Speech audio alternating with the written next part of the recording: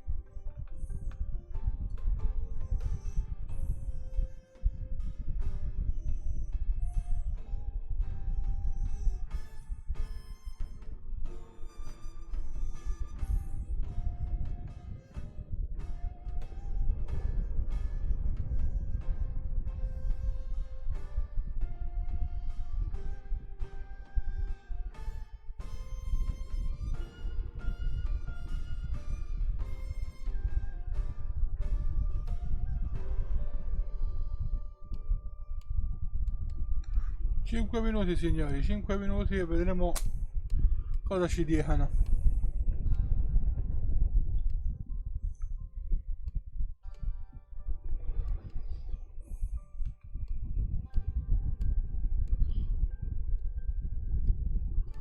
Che cosa potremmo aspettarci da questo Hidel Ball? Allora, molti teorizzano la nuova classe, ovviamente, che spesso hanno detto che potrebbe, e non dico che è sicuro, ho detto potrebbe essere il Wukong. Avrebbe senso, non lo avrebbe, bisogna vedere come lo fanno. Fatto sta che quando esce ovviamente vi porterò il video.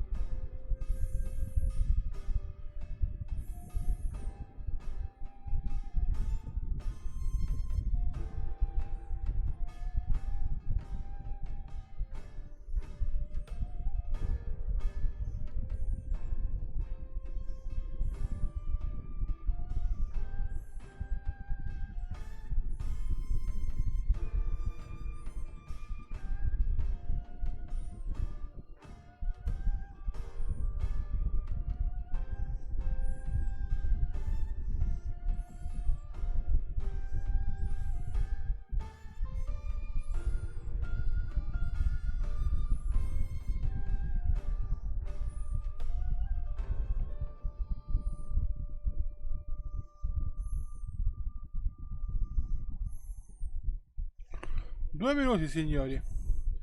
Solo altri 2 minuti.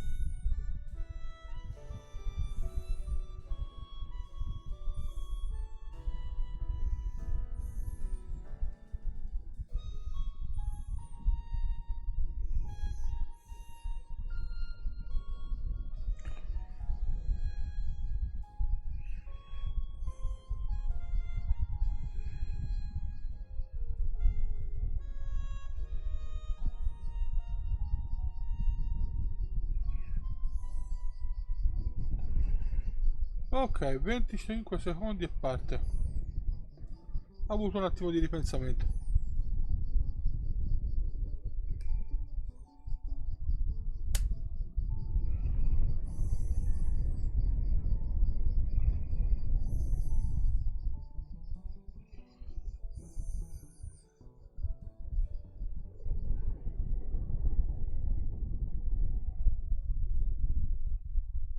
Oh, ok, primo trailer. Ok. Edania. Allora, action, ok.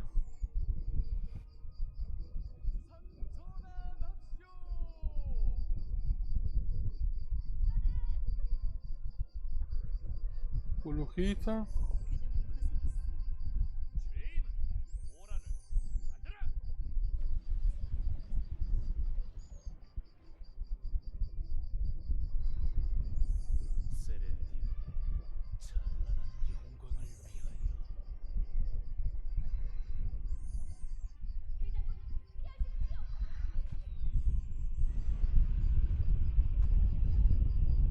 Diegan. Cava Silvia.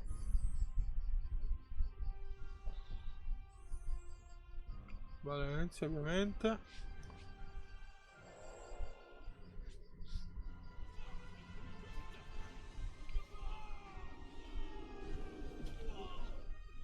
Calpion. Serendia. Balenos.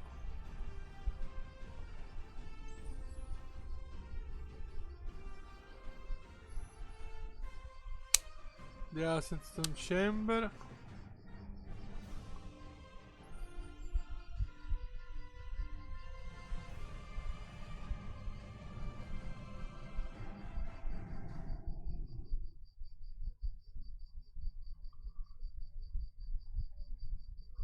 Eccolo.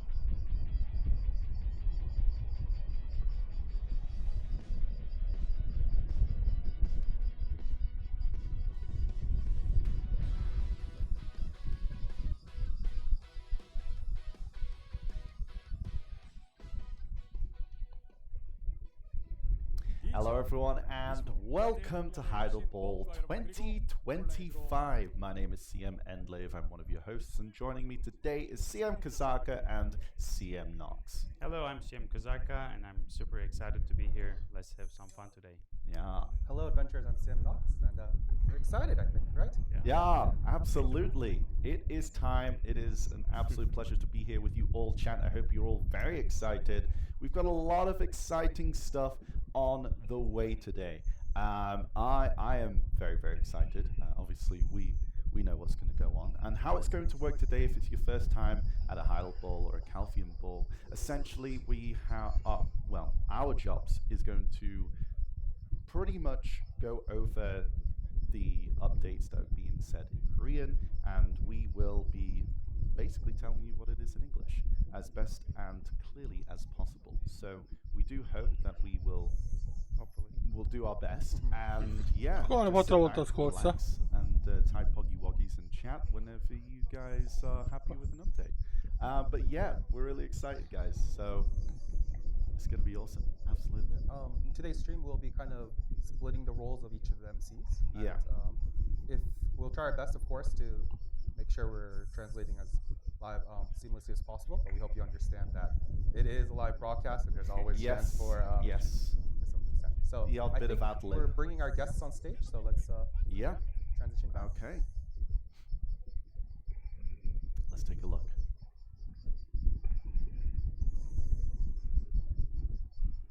And on stage, we're welcoming our heads Chasuk and Won-Soo. Mm-hmm. Hello, I'm Jesok Chang, head of Black Desert Live Service. He's ad-libbing. And I'm Wansu Yang, head of Black Desert Game Design. It's been 6 months since we last saw you.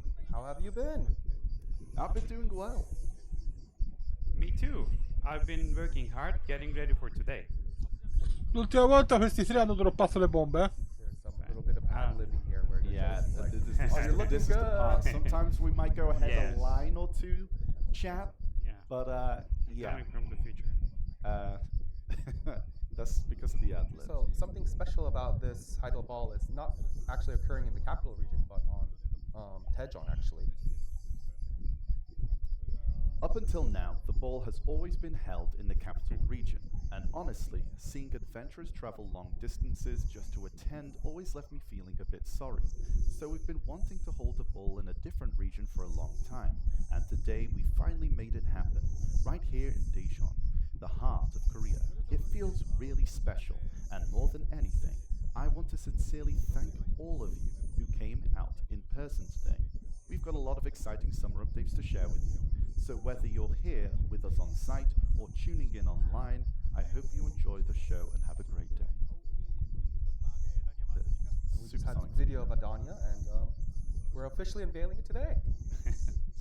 That's right, we're officially unveiling it today. Adania, at last, I think. I think a lot of our adventurers have been waiting, and Yeah, that's right. We know many of you have been waiting, so we've been working very hard to bring it to life. We hope today's announcements will be exciting for everyone. I think we can all say that we're all hyped. But I think today's video had scenes from the old main quest, and it did bring back memories, but were there any deeper meaning to that? Well, I wouldn't say it's anything too symbolic, but Adania is actually the final chapter in Black Desert's Act 1, so we just wanted to take a moment to look back on the journey so far. When in this video it starts in Adania, and time seems to rewind all the way back to the ancient stone chamber. What's the meaning behind that? That was intentional. It's a symbolic way to set the tone for today's updates. The new region, Idania, is meant to be a new pinnacle, a destination to strive for. In the past, we've designed new regions to be as accessible as possible, so that more adventurers could enjoy them. But this time, it's different. Even veteran players will find Idania challenging, right from the start. You'll need real growth, real preparation to go deeper. It's not just another expansion, it's a true endgame region. You want it to feel like a place you look at and think, one day I want to go there. And I'm going to conquer that place and make it mine. Come to think of it, previous regions like Morning Light were quite beginner friendly too, so why'd start today's update story back at the ancient stone chamber?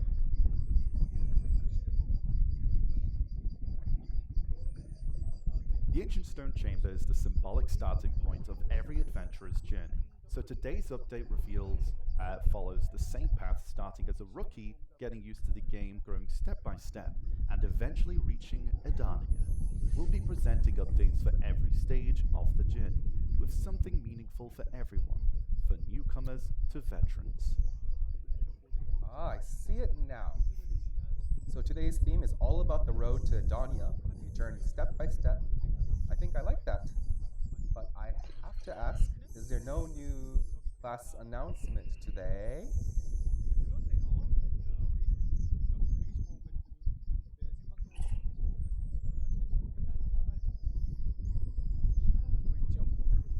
There's been rumors flying around. I think everyone's seen it. And people seemed almost sure it was going to be Wukong. Oh yes, we do have a new character. Last winter, I made my debut alongside Deadeye as a new class myself, if you remember. And today, we prepared another new class, but we'll be saving that for the very end of today's reveal. It's been 6 months, so I guess I'm an old class now. Alright, now I guess we'll hand the stage over to you, both, and then they'll be sharing all the updates. Shall we begin? Let's begin, chat. Let's get ready. Let's prepare at the beginning. As Jessup mentioned earlier, today's Hidel Ball is all about the adventurer's journey in Black Desert. From the ancient stone chamber all the way to Edania.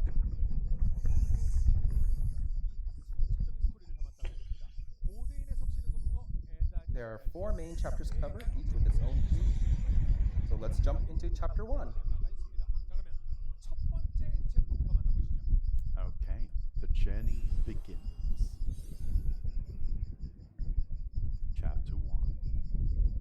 I'd like to begin today's reveal under the theme, The Journey Begins. We chose the theme because we wanted to share the excitement of starting a new game. Helping new adventurers starting in the game filled with this anticipation get accustomed to the world is something we consider very important.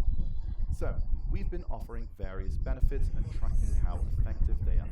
But we noticed an interesting pattern this year.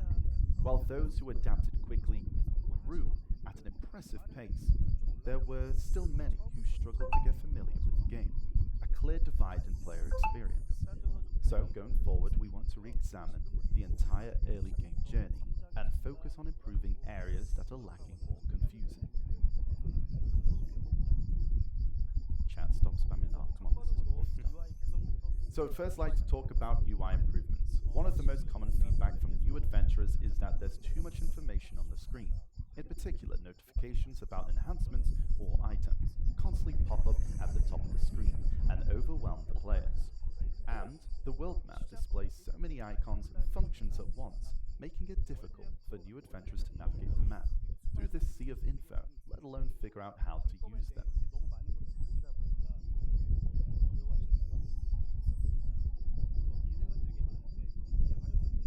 So, the first improvement is the upper screen notifications. We're separating usual notifications from unnecessary ones, ensuring that the new adventurers aren't overwhelmed and only see what they truly need. For example, things that are not needed in the early parts of the game, such as other adventurers' item enhancement and rare drops, will be displayed by default, while info required for progress such as Black Spirit notifications will be enabled by default. We also know that the veteran adventurers must have found the top notifications inconvenient at times. For example, after a long cooking session, all the cooking complete messages would flood the screen at once, or when multiple world bosses appeared simultaneously, the notifications could get mixed up and confusing. We will address these issues as well as through this update. The top notifications will be synchronized with your most recent actions to prevent the notifications from piling up and display instantly. And their effect has also been shortened and cleaned up to reduce visual clutter. Additionally, several issues related to notifications were fixed. On top of this, in response to popular demand, you'll be able to enable and disable guild members' enhancement notifications on your screen and chat.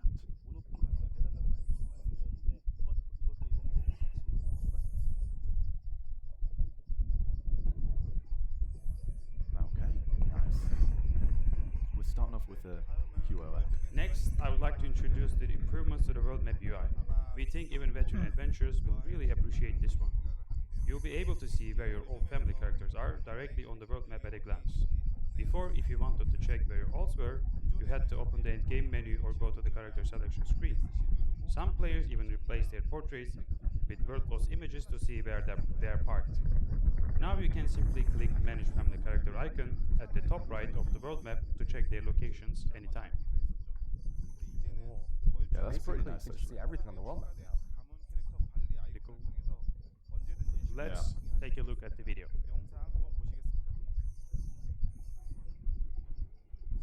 New button? Oh, it shows kind of all your characters in the list. Oh, molto buona come cosa questa. Oh, you can see where they are. That's cool. We like that. So it seems they're displayed by region. That's a nice quality of life. Now when you zoom out, you see them. So like each region has like a number and that shows how many characters are. As we saw in the video, all your family characters' locations are displayed by region and can also be clearly seen on the world map. They will be grouped together as you zoom in and out. And selecting a character from the list on the right instantly moves the camera to their location. If the characters are grouped together, they will be highlighted with an effect.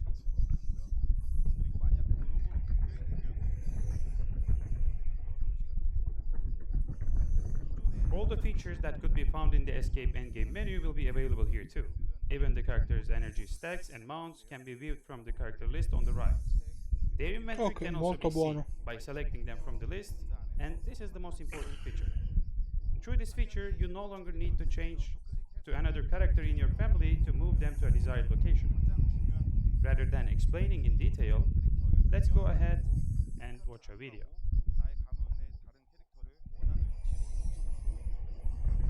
Okay. There's a lot of nice quality of life stuff at the moment, chat.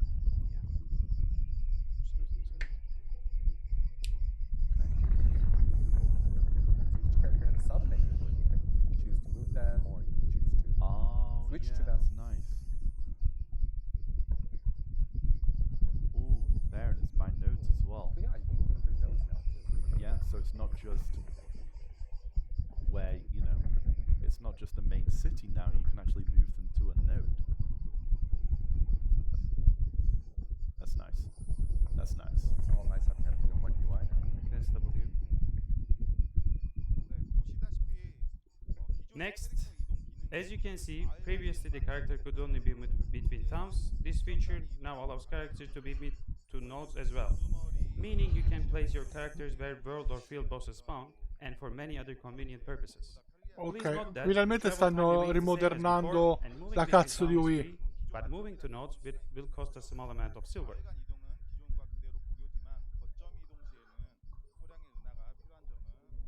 That's nice. I like that. Next, I would like to talk about streamlining the world map UI. As we were developing the grouping feature on zoom-ins and outs for the management of family characters, we took this opportunity to clean up one of the most confusing aspects of the world map, the knowledge icons. Honestly, I was doing the knowledge runs myself. Those icons were often hard to spot. I would constantly zoom in, tilt the map around. We'll improve that so you can see how much knowledge you are still missing in an area, which should make things a lot easier. Finalmente, cazzo! The world map is an essential UI for adventuring and offers many Cazzo, features, but we finalmente. heard from many new adventures that is still too complicated. With that in mind, we have made some major changes. First, we have separated the main menu from the sub-menu. The filter at the top focuses on most frequent used options, making it much more Questa è intuitive tanta to read roba. on and off. We have also enhanced note list and search functions so you can find the information you need more easily. Also, the secondary menus in the bottom right have been removed to the top left, streamlining the overall visual flow.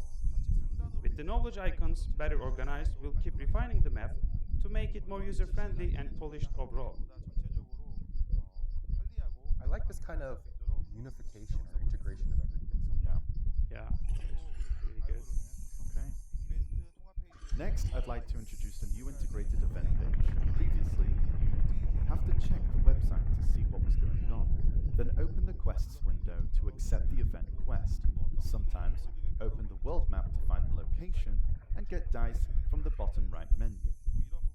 The process wasn't as user-friendly, making it hard to keep track of the events, big or small. So, as you can see on the screen now, you'll be able to view all event information in-game. You can view a full list of ongoing events at a glance. Use the button to get directions to the event location, or accept the starting quest directly. It was also difficult to see how much time was left for each event.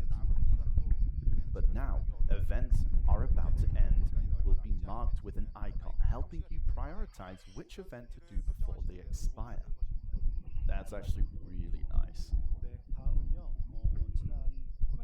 Up next, we're going over the buff UI. Next is something we briefly introduced in You'll our be able to last... see your buff from the Mine Information page. Combat okay. gig speed, a total Figo. of 33 different buffs will be displayed, so you can view everything at a glance without having to search for every buff individually. Yeah. And when you select a specific buff, you'll get detailed information on where the buff is coming from. For example, if you choose Mountain EXP, you'll see exactly how it's being applied from your character's base effects and pets to events, training levels, and mastery. It will also display how much buff is calculated so you can clearly understand how each one is working. That's pretty nice. That's really nice. Okay. It might seem a bit complex at first, but given how vast Black Dragon's content is, we believe that having accurate, detailed info is essential. The new buff UI is built to make sure you're not missing anything, and we'll continue improving systems like this in future updates too. Okay. That's really nice. Next is the enhancement UI improvements. There are two major changes. First, a dedicated enhancement material storage, and second, a clearer and more intuitive update to enhancement terms and functions.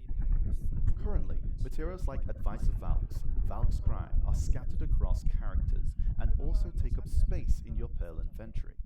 With the update, there'll be a new enhancement inventory. Items such as Cronstones, Advice of Valk's Cry, Fairy's Blessing, and Hammers will automatically be stored in this inventory. This inventory can be accessed by your entire family. Oh, And the items oh can be cazzo! directly from it without needing to manually move them. It will be especially helpful for managing all the different types of Advice of Valks with this inventory. Cazzo, questa è tanta roba. Materials like Blackstone or Origin of Dark Hunger, which can be registered on the central market or have other specific uses, will still be managed on an individual character basis as before. That's a huge double. That's really good. Yeah.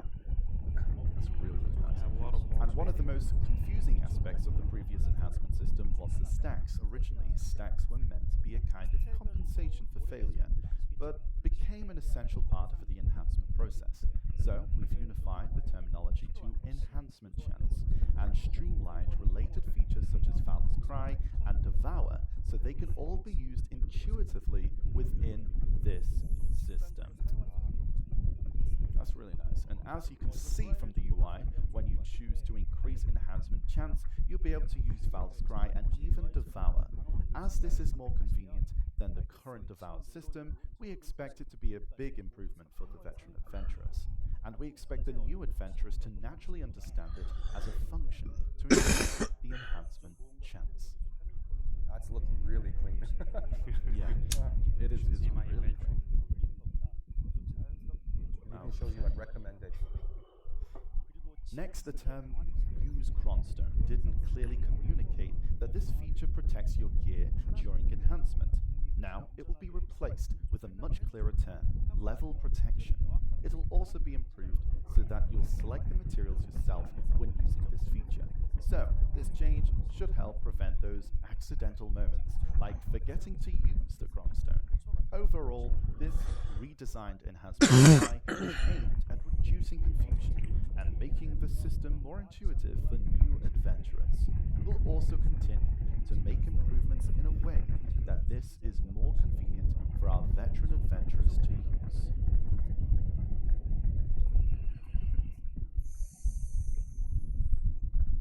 Nice. No more forgetting crossovers. Yeah. That is right. Next, while this isn't related to UI, we also prepared some benefits to help our new adventurers. First, to all the accessories, which are seasonal items, will no longer fail enhancement at Try and below. The season server is designed as a mini version of Black Desert World for new adventurers to experience. But since it is also important for them to know that accessories can be destroyed when enhancing, so destruction will still occur, but for only enhancements at Try and above, to make it less stressful when trying to gear up with Twala accessories. And from now on, we plan to provide new adventurers with a settlement support fund about 10 billion silver. We've been analyzing data from last winter through this year and found that new adventurers typically graduate from season server in as little as 3 days, with the average of being around 9 days. We think this is a reasonable time frame, but most players graduate with about 400 million up to 1 billion silver on hand. I think that'd be really nice for people to get started. While we do offer various benefits, once you move to main server, you'll need to gear up and start enjoying all kinds of content which requires some starting funds. We considered providing items, but honestly nothing beats silver. We believe giving silver instead would offer more flexibility and choice. For this reason, we will be providing all new adventurers who graduate with a 10 billion silver support fund. We hope this will aid you in shopping on the main server or use it in any ways that help you grow. However, to prevent any potential exploits, the full amount won't be given at once. Some will be provided through main quests and some through content. So please keep this in mind as you get started. That's like a good way to start off, get those necessary items from the central market. Absolutely. You start getting like little goals as well with all that kind of silver along the way. Look at the silver. What do you think about it? Next, I would like to talk about another feature that many of you have requested. Now, even if you used up all your party Black Shrine attempts in 1K, you'll still be able to help other adventurers. Previously, you could only retry bosses and difficulties you had already cleared, but now you'll be able to challenge any boss or difficulty as many times as you'd like. There have been adventurers who have expressed frustrations over wanting to help a new guild member but couldn't because they already used up their attempts. So we hope this update will be meaningful for those who want to help others. Please note, however, if you don't have any remaining attempts, you won't be able to receive rewards. We previously updated Ataraxion to allow adventurers to skip straight to boss fight, but we are aware this also made it harder for some adventurers who used to help others progress through Ataraxion. We plan to address this by changing the way daggers are obtained. Daggers will drop from the bosses instead of being awarded as a quest reward. This change is scheduled to go live with the update on July 10th. That concludes our updates for new and rookie adventurers. Okay, so that is, I believe, like one of the chapters being close. Oh, and we're going to be going Ok, questo è per i nuovi. have a roadmap for the updates. Okay, nice. Yeah, There that you we go. talked about. Nice. Okay, so you can see like when these. So you can see for us, from July 10th, we'll get the Actoroxion boss change. July 17th for us, we'll get the world map UI changes, the Black Shrine retries.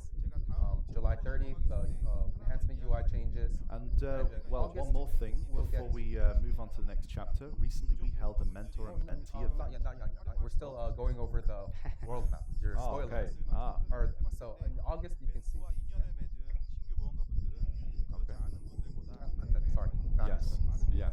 So, as I said, we had mentor adapted and progressed 4 to 5 times faster than those who didn't. We found that the more support systems we provided to help new adventurers adapt, the better. So we're planning to expand these efforts in the long-term plan as well. Okay, it'll take some time to implement, but we're also working on revamping the Olvia area in a beginner-only zone.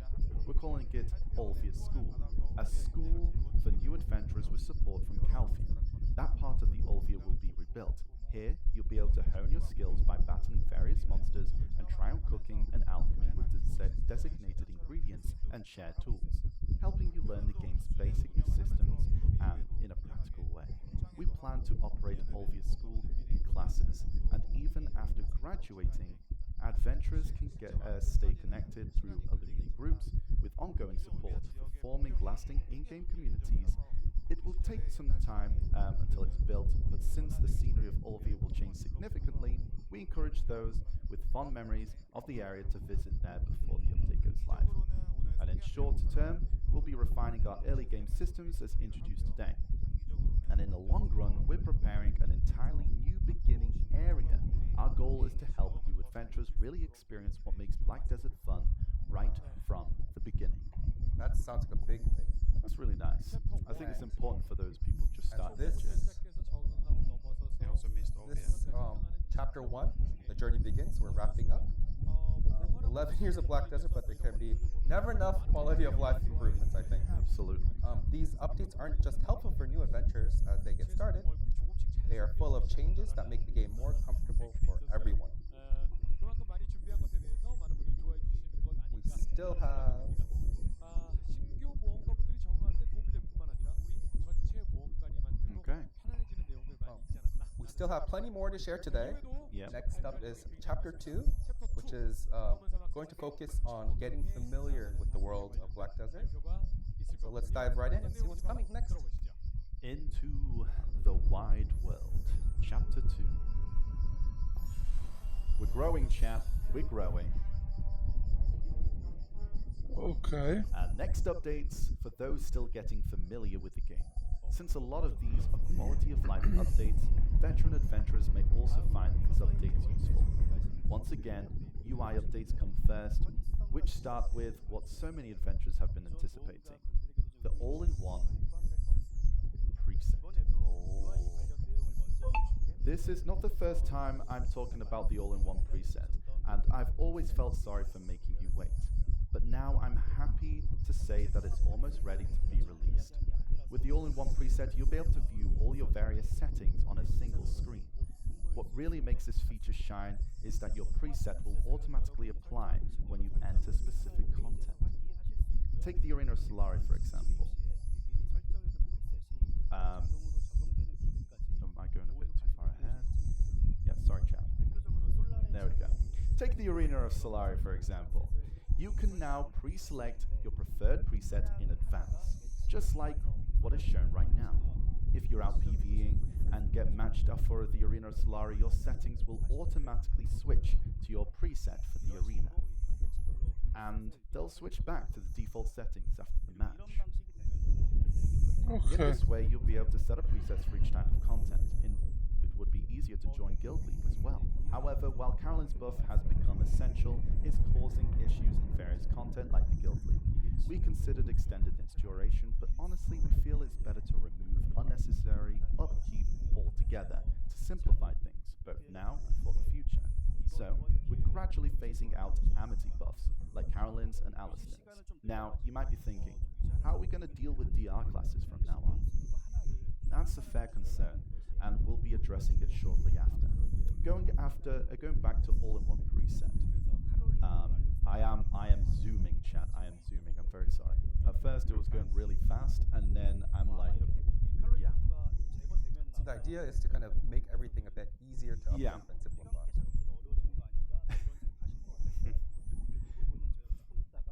We're addressing it shortly after. Going back to the all-in-one preset, definitely didn't get here already, the auto-switching feature is currently being tested. So, and it is being planned to launch in August 28th update. We apologize for the extra wait, and we want to ensure it's fully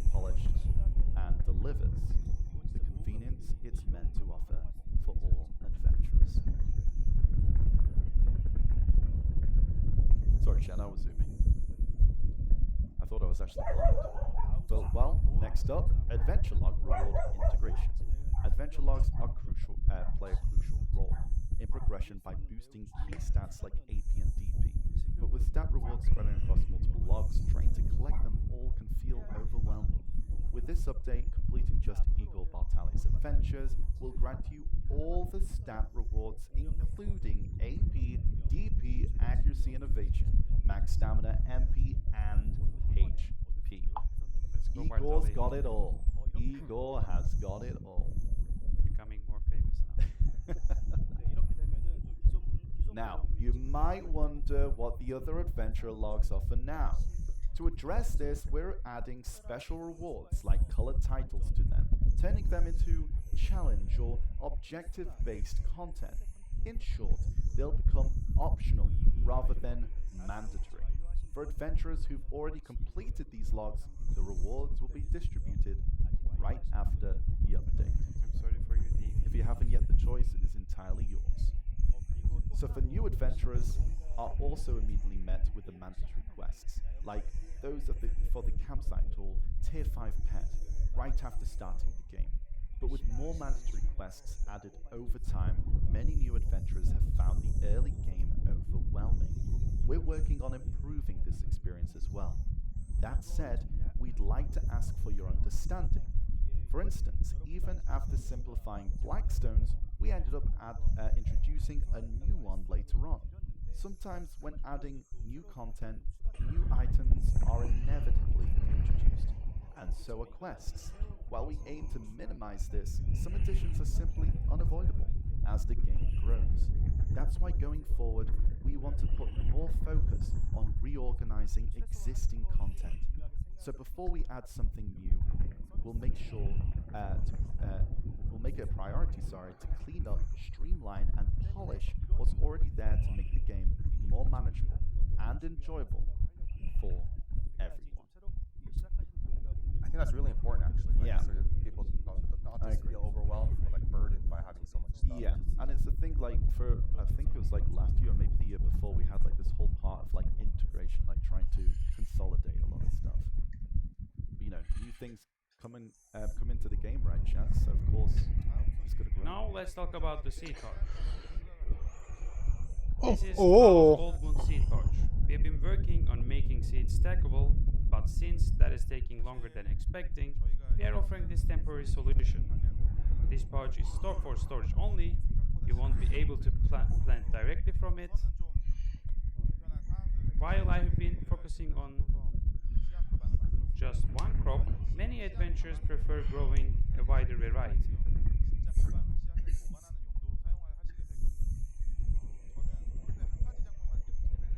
Klaus' Old Moon seed pouch comes with 50 slots, but we'll consider increasing that in the future if needed.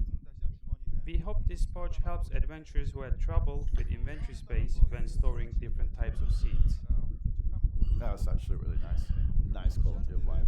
I liked it a lot.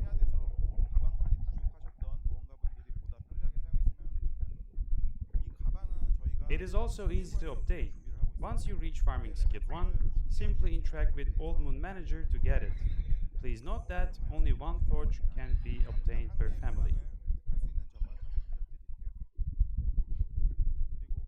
Okay. Next up, using energy from your alt characters. Previously, energy-based content often required switching to the character with energy you needed. Just as we enabled node investments via the world map using alt character's energy, we are planning to extend alt's energy usage to other contents as well. That is nice. Recently, we improved the hiring system, so you can hire workers from other towns. And adding to that, you'll be able to use energy of your alt characters when hiring them. If these changes were made along with updates like contribution points, cost reduction for nodes, and new production nodes in Lukita and Kaplan, it would be much convenient for many adventurers. We regret that this improvement is coming so late, but still, better late than never, and we are committed to make it happen. Additionally, you'll be soon able to use alt characters energy at the Patrickio's shop as well. We were working on that too. These are all for making adventurers' lives easier. That's nice. It's really, really nice. Next up, the screen may be familiar for those enjoying life skill content. These are silver embroidered life clothes. These have been must-haves for life skillers for about 8 years, and beloved by many adventurers. However, after the Manos patch, their only real purpose has been the life EXP boost, and constantly swapping outfits for that has been a hassle.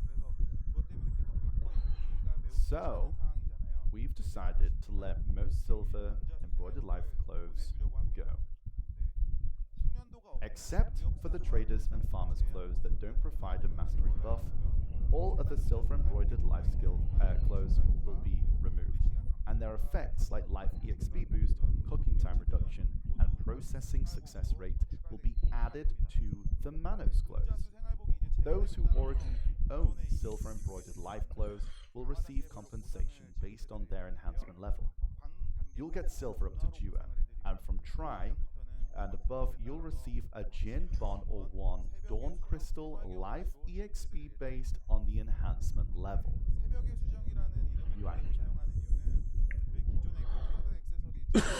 We're keeping the name of the Dawn Crystal because it uses the same slot unlocked by equipping the old Charizard accessory. This slot is now available when equipping Creon accessories. Crafting Jin Bond 1 Dawn Crystals Life EXP would look like this. You can use pre-existing materials to craft them. Very nice. While we're introducing life skill content, let me add one more thing. You know how processing works, right? It can be a bit frustrating when processing fails, so we're looking to improve it. First, with this patch, we're planning to add the processing success rate effect from the silver embroidered craftsman clothes to the Manos craftsman's clothes. Also, if your gear isn't fully optimized yet, to reduce the number of processing failures, there'll be an increase in the base processing success rate. That's pretty nice. Buono per il life skill questo. Okay. Anzi, So, molto buono. next up, let's look at the screen first, shall we? Now, this is the current shortage of Pearl inventory slots. While number of outfits are growing, the shortage of Pearl inventory slots remain an ongoing issue. We are working on various solutions like a dressing room and so on. But since those will take more time, we are implementing the quickest improvement possible. So, we're introducing 2 new items. Patricio's extra large apparel bag and Merv's carry-on bag. Patricio's extra large apparel bag, as the name suggests, is a storage dedicated to outfits. As you can see, it has 40 slots. So, compared to the existing Patricio's apparel bag, it offers much more space. Each family can have up to 5 of these, and they are obtainable through the loyalty shop. This adds a total of 200 extra Pearl inventory slots just for outfits, which means that the current shortage of Pearl inventory will be in a better state.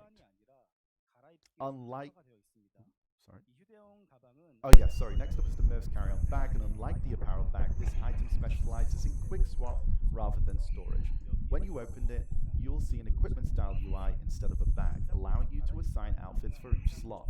With a single click on swap, you can instantly change your entire outfit, while the original Patricio's apparel bag also had a swapping feature Patricio. for more outfits for all the different slots.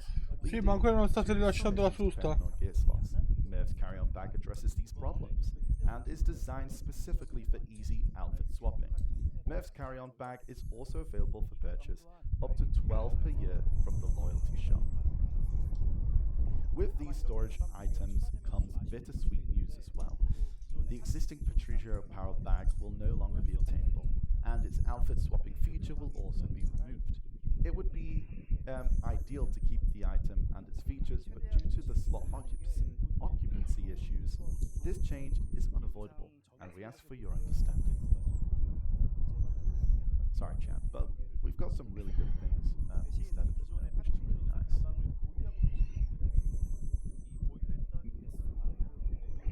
Okay, so adventurers who already own Patricio Power Bag will receive Merv's carry-on bag equal to the number of their bag while you won't be able to get Patricio's apparel bag anymore, you'll still be able to use the ones you already own for the extra storage.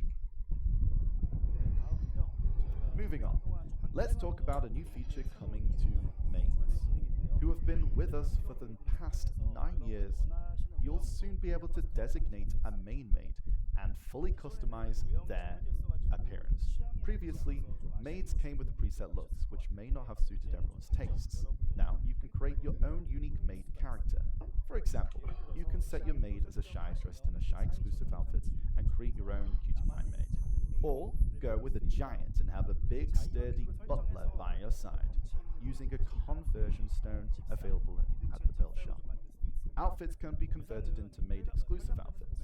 These outfits can be extracted like regular outfits, or reverted back using a conversion stone if needed.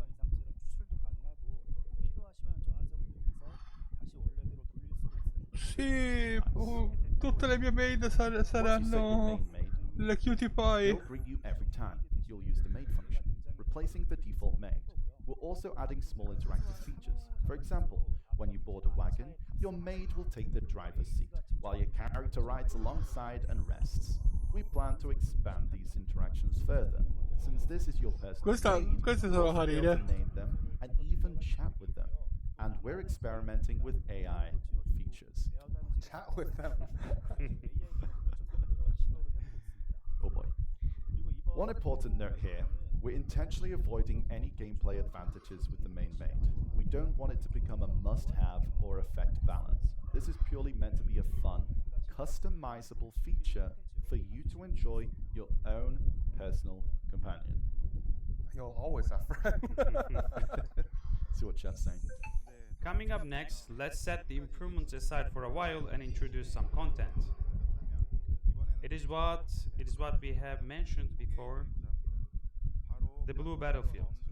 This is where guilds clash on waters with ships, which is going to be enabled PvP content. This content was originally brought up at Bdo Ball 2021, but was at a halt for several issues. Letting it go wasn't easy for us, because this concept of naval fleet battle was one of the content we battaglie wanted to navali. make happen the most in the world of Black Desert. Figo! So this year, with our everlasting passion, we came up with solutions for some critical issues and gave it one more try. We found out that occupation node war rules fitted in surprisingly well and came out more enjoyable than expected. So we decided to make it go live. The blue battlefield will take place in 2 regions, the Balanos Sea and the Calfian Sea. We'll kick things off in the Balanos Sea first this summer. The rules are similar to Occupation Node War. Guilds can register up to 20 members for the battlefield. However, for your participation to affect fort count, over half of your registered members must actually participate. Depending on how many guilds join, forts will spawn across random islands in the Balanos Sea. Capturing a fort or destroy at least 10 enemy ships is the minimum condition for rewards. As with the Occupation Node War, at the end of the battlefield, the guild that is occupying the fort wins. Since the blue battle is a naval battlefield, the role of your characters is minimal, and instead, fleet combat is the core of all tactics and strategies. We are expecting intense cannon battles, so in order to create fights that are actually fun, we have added 2 special rules to keep things interesting. First, all ship movements are halved. All ships participating in the blue battlefield will have their movements related stats such as speed, Ok, axle, vabbè, ha turn senso. and brake reduced by 50%. It might feel a bit sluggish compared to normal sailing, but the current ship speed is too fast for naval combats. This change is meant to encourage more strategic and enjoyable sea battles. Second, you cannot repair ships during the battle. Maintaining your fleet is key in this content, and thus revive items like Tears of the Wind are also disabled. If your ship is destroyed, you will have to turn to wharf, repair, and set sail again. To prevent players from being stranded at sea, we'll provide a traveler's map with a short cooldown specifically designed for the blue battlefield. nice. Sounds really interesting. And obviously, even if your ship is destroyed during the blue battlefield, your sailors won't suffer any penalties, so charge into combat. Now let's talk about the roles and synergies of different ship types. Since the blue battlefield is a guild scale battle, how you manage your fleet is crucial. First, the guild galley serves as a flagship. In the blue battlefield, the ship becomes extremely durable, and compared to other ship types, it can deal much more damage against forts. So utilizing this flagship is the key to victory. However, you cannot make use of multiple galleys. Only one elite galley is allowed per guild. This is to reduce burden of constructing and improving multiple galleys for the content. Okay. So for carracks are better at destroying enemy fleets, serving as your main combat units. Protecting the flagship, the guild galley, while destroying enemy fleets will be their main mission. I said that once the blue battlefield begins, all ships will have their movement stats reduced by 50%. Please note that this movement stat reduction may vary depending on the ship type. The Panoxons will act as tanks, breaking enemy formations. They'll receive buffs on their defense, and their smooth turn skill will go through a revamp. Instead of turning just 45 degrees, it can now spin 180 degrees in place, which allows quickly firing cannons from both sides. Panoxons can hold its position and stay strong for a long time, while disrupting enemies with fast fires, making them game changers in fleet battles. And finally, Etheria galleons are also eligible for battle, and this ship can become a wildcard. Etheria galleons are extremely tough, but their attacks are relatively weak. In order to make their balance suitable for the content, we plan to slightly lower its defense and boost its attack.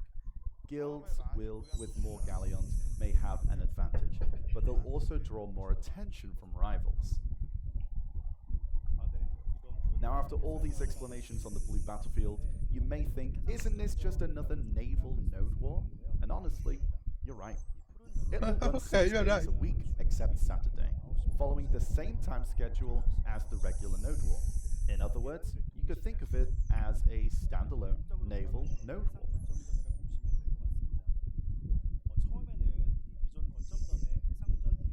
At first, we considered simply adding naval combat to the existing node war, but for all the Carrack owners who've been waiting for naval combat content so patiently, and for those who've made ocean content their main focus, we wanted to offer something special, a dedicated experience just for you. That's why we've completely excluded character stats, and designed this content to be all about your ship. This isn't about splitting the current Node War player base. Instead, we're creating an entirely new pool of participants. So it's actually really, really nice. Molto figo come Just cosa. see what guilds get involved with this. And since ships are the center of this mode, it's naturally a bit more accessible and lighter compared to the original Node War. The rewards are also completely different, setting this content apart. Let's look at the rewards now then. Sì. We have designed helpful buffs for adventurers who enjoy seafaring, alongside guild funds and gold bars as well. Reward boxes will also include item to reroll the stats of sea crystals, and chests with yellow or red grade sea crystals, according to a set probability. Ok. To sum it up, Blue Battlefield is a naval PvP node that borrows the rules of the current Node War, focusing on ships. I would say this mode is for both seasoned and aspiring captains, and delivering a new, enjoyable experience has been our top priority when developing it. We'll put the greatest effort to make it enjoyable till the very last. Okay, that includes Chapter 2. Now let's take a look at when the update is coming on screen. Okay, we see all the dates again. From most of them are coming July. Ok.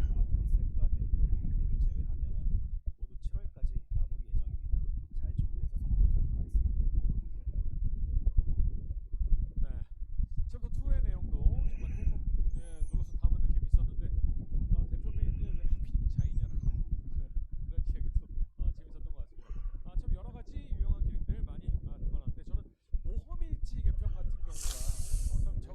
Sì, il 2, il capitolo 2 è So once we get abbastanza used to things, ciotto, I really appreciate it.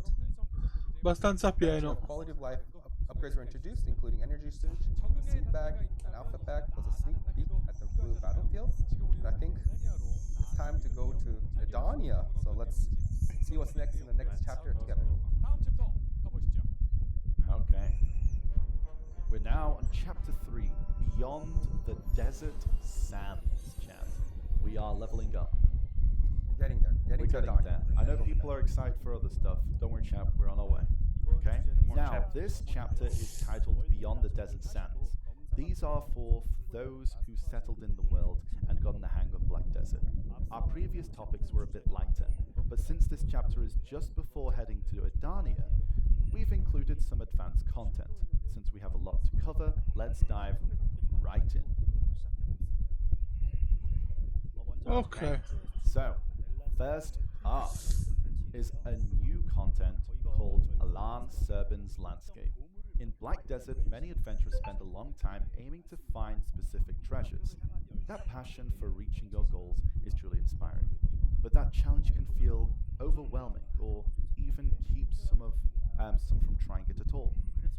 We've been thinking about it a lot because it's important to honor those who've reached these treasures after all those obstacles. So simply lowering the difficulty wasn't an option, but leaving things as they are didn't feel quite right either. So, we're proposing a new way of treasure hunting, which is called Alan Serbin's Landscape. Figo. The landscape painting you see here is a magical frame that captures the scenery of treasure monster zones, like History of Ruins or Ackerman Temple. It's based on the native frame, found in Tarif.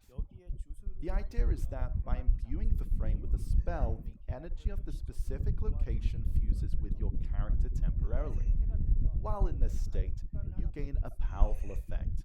You can obtain treasure materials from that monster zone, even while subjugating in a different location.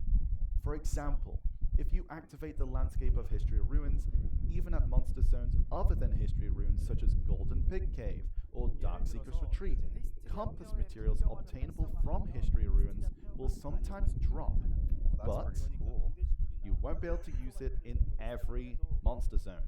The landscape will only be available in zones with 300 plus AP requirement. I'm sorry, I was a bit of head down. There we are. Kind of like a Cazzo. treasure item drop event on demand. To activate the landscape, you'll need a scenery item obtainable from each treasure monster zone. For example, if you defeat monsters in History of Ruins, you can obtain Scenery of Histria. The landscape will react upon using the scenery item and activate a number of spell charges equal to item use. Defeating monsters with spell activated will consume spell charges. Think of it as working similarly to Agra's Fever. Treasure fever. Okay. I was ahead of it. Okay, no, I'm not behind. This also means you can collect scenery items, characters of History of Ruins, and tag characters on your desired monster zone. Consume the scenery of History. However, it doesn't mean that using the scenery increases your drop rate or anything like that. It only enables the item to drop in other zones, and even then at a fixed lower rate than it would in the original monster zone. And just in case you're wondering, does this really work? Just like scroll written in ancient language, default guaranteed items are also included in the item drop table. This content's goal is completely tearing down the walls of treasure hunting, but rather giving you a bit more breathing room. We've designed it to stop adventurers from being stuck in one zone and let them breathe some different air from time to time. Also, you don't have to keep party zones running, because once you've obtained enough scenery items, you'll be able to go after the treasure items solo. We think this will be a nice advantage for many players. For now, each scenery item can only be obtained from the monster zones, but as we monitor the overall trend, we're planning to gradually add more resources for obtaining them. Our current focus is to make sure this content finds its place and make the treasure hunting experience a bit more flexible. Next up is an update many adventurers have been requesting for a Oh, long time. We're revamping the l'Alchemy Alchemy Stone. Stone Let's go. system, chat. Oh. It is happening. It is now. Alchemy Stones are a key progression goal for our top tier adventurers, but we've received a lot of feedback that the system is too complicated. There were two main issues. First, the level and grade systems were too complex. Yeah? Second, the system itself was unfriendly and difficult to progress through. To fundamentally address these problems, we've prepared this revamp. Previously, Alchemy Stones had 8 levels from Imperfect to Shining, and each was split into 4 color grades: white, green, blue, and yellow. It was just too complicated, so moving forward, we're simplifying both the levels and grades. And as you can see, levels will now be reduced to 6: Imperfect, Sturdy, Sharp, Splendid, Splendid, and Shining. Each level will now only have 1 grade, Yellow. Adventurers with Alchemy Stones of the removed grades will be compensated with silver based on the grade of the stone. The UI layout will be improved along with Cazzo. levels and grades. Unlike other equipment, Alchemy Stone has a 2-step progression system, gaining EXP through polishing and leveling up through growth. This led to going back and forth between the tabs, making progression a tedious task. With the update, recharging growth can be done on the same screen. And you can probably see something else there, chat. There's also some changes to the growth difficulty. First, the success rate will now be displayed. Also, using Cronstone when attempting growth on an Alchemy Stone will prevent it from being destroyed even if you fail. The Ancient Anvil system is also being added. You'll be guaranteed to level up your Alchemy Stone after a certain number of failures. However, for the highest level Shining Alchemy Stone, its rarity and prestige will result in the amount of Agris Essence required to use the Ancient Anvil being set to a very high number. Okay, the overall success rates for Alchemy Stones will also be slightly increased, but for the Shining Alchemy Stone, to honor the effort of so many adventurers who've overcome countless failures to craft their Shining Alchemy Stones, the difficulty will remain high. Oh, here's a video. Okay, next up, let's watch this video. Ok. Sono le Sovereign.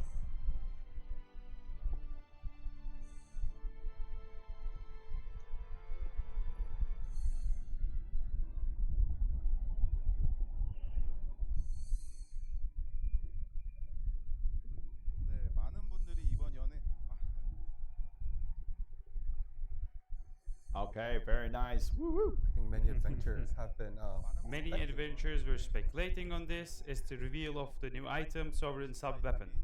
Many adventurers had let's a feeling weapon. it was coming, but everyone is asking, what kind of stats will it have? Shall we take a look at the effects first? Let's take a look. Oh. Look at that AP, chat. Look at the AP. 모험가님들께서 예측하셨던 게 맞았습니다. You know? Many adventurers got this right. 무게루와 끈총을 통합한 형태입니다. 군항 보조 무기의 강화 단계는 Boia. Boia, Sovereign Hane. Sub-Weapon combines the power of both Nova and Kutum. Its enhancement levels are the same as those for main and awakening weapons, comprised of 10 levels. The difficulty is also identical. There are 3 different crafting members for the Sovereign Sub-Weapon. Since it has the effect of 2 weapons 1, it does require a bit more materials compared to main or awakening weapons. Yeah. First, you can use 2 pen Black Star sub-weapons plus 1 Gem of Twilight. Second, you can use a pen Black Star sub-weapon, 1 pen Khatum sub-weapon at Capras level 20, and a pen Nova sub-weapon at Capras level 20. Or third, a pen Black Star sub-weapon, a 1 Gem of Twilight, and a new item called Gem of the Primordial. The Gem of the Primordial is a new item, and we'll get to how to obtain it. We'll get to know how to obtain it shortly. Also, just like main and awakening weapons, Sovereign sub-weapons gain additional visual effects at pen and alt. Please note that they cannot be registered on the central market. Next up, let's watch another clip. Oh, it's Wansu from the past. Yes, it's Wansu from last year's ball. It's Wansu from the past, And chat. he is talking about a Dine Ardu Dune thing. Yeah. Yeah. It's like combining the horses, right? he said that he was gonna try and do that Yeah, because chat wanted it. and and they're talking about how we need the Seisap. Yeah. And the joke is like Wansu's name in Korean is kind of similar to like Walyo. It's like kind of similar to complete. So they were joking like, oh, your name is complete, so you're gonna complete this, right? Ok, stanno parlando della fusione dei cavalli, così. Nice. That is right. I'm here with my words from last winter. Hereby presenting Dine Ardunat Doom. Video time. Dine Ardunat Doom?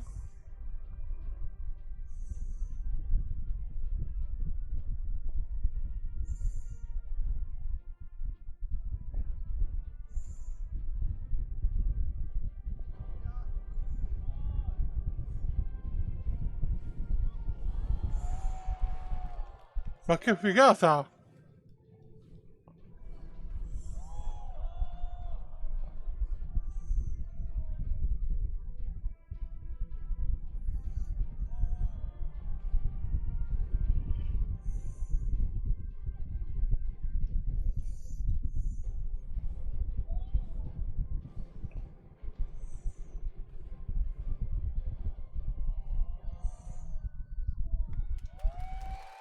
Ma che figata! Sheesh. That's crazy. That was so seamless. That was really good. Okay. Just like in the video, on flat land it charges forward in the form of Mythical Doom, glides as Mythical Ardunat while airborne, and walks on the water as Mythical Dine on the sea. And in desert it takes on the form of Dream Horse Dine. Since Dine fits the desert best, we decided to add it in as well. That's nice. When I first brought this up, I wanted it to be meaningful for all trainers out there, but I didn't want to burden you with more cores or requirements. So after some thought, I realized that those who already built Sanctuary are, in a way, the ultimate trainers. That is why we are sending out this horse to everyone who has a Sanctuary.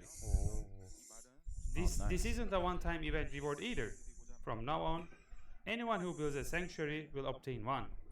So you can take out this horse with your main character and leave your Sanctuary to alts as you see fit. Oh, it's Nice. It's like a permanent. So separate. It's a separate horse chant. if you get a sanctuary, you get one. Yeah.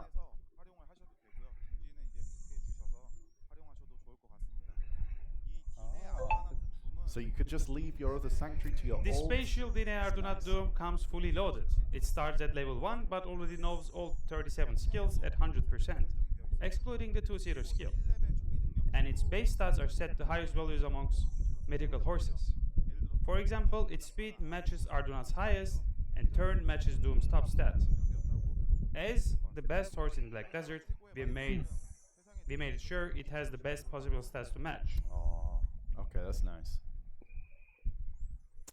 And actually, I haven't come up with its name yet. So it's called Dine Ardunat Doom for now. But if you recommend any good names, we may use them when we go live. Yeah, chat. Send us some ideas, chat. Send us please. some dad horse. Stop it. Oh, we Yeah. have another And video. also, Stop. we have another clip. Un altro clip. Oh, this is switching Oh. to attack character. Yeah. Yo.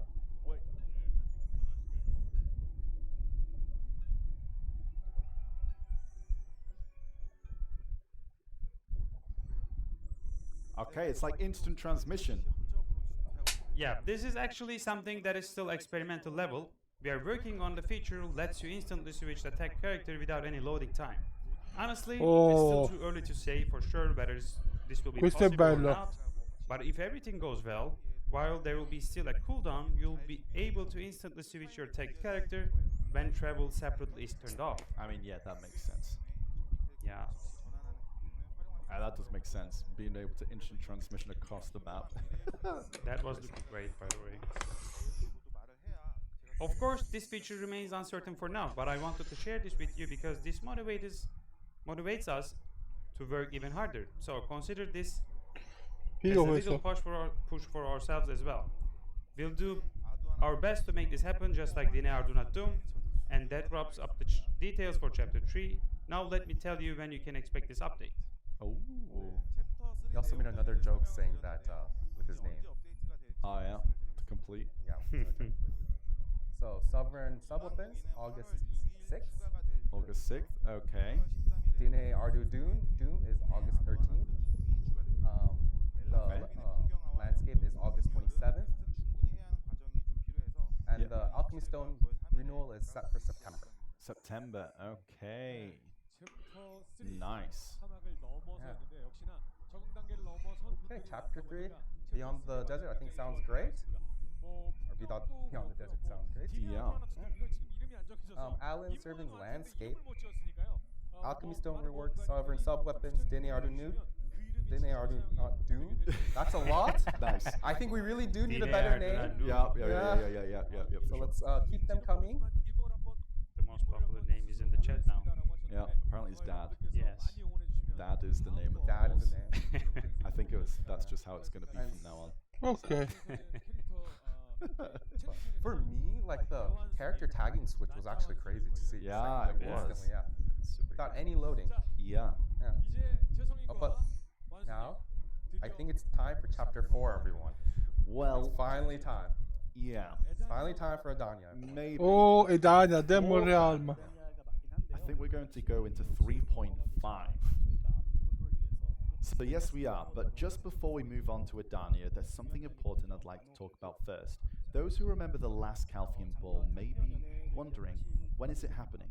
It's the patch we were promised for removing resistance from PvP and grouping the class synergies. That's what I want to talk about now. I know you've all been waiting, chat. I've been seeing the comments. The removal of PvP resistance is a change to a core system that has been part of Black Desert since its earliest days. That's why we needed to approach this with a great consideration. So as we were preparing this update, other issues and lingering regrets have also been in our minds. For example, the class summons and the long-standing issue with them, confusion and challenges in bouncing from an outdated damage calculation formula, and on top of that, a diminishing sense of progression. These challenges that we needed to overcome kept coming into mind. We need to sort it all out at once, chat. And over the past 10 years, Black Desert has truly come a long way. But that time means some of our systems became outdated, while others accumulated problems upon problems. So with this opportunity, we wanted to not only address PvP resistance, but also clearly organize and improve the aforementioned issues. Looking back at each of them, it pretty much required a complete rebuild of Black Desert's entire combat structure, which is why it took so much time. Still, now that most of the work is finally wrapping up, on this very day, right before the launch of Adania, we're excited to share with our adventurers the changes we've prepared.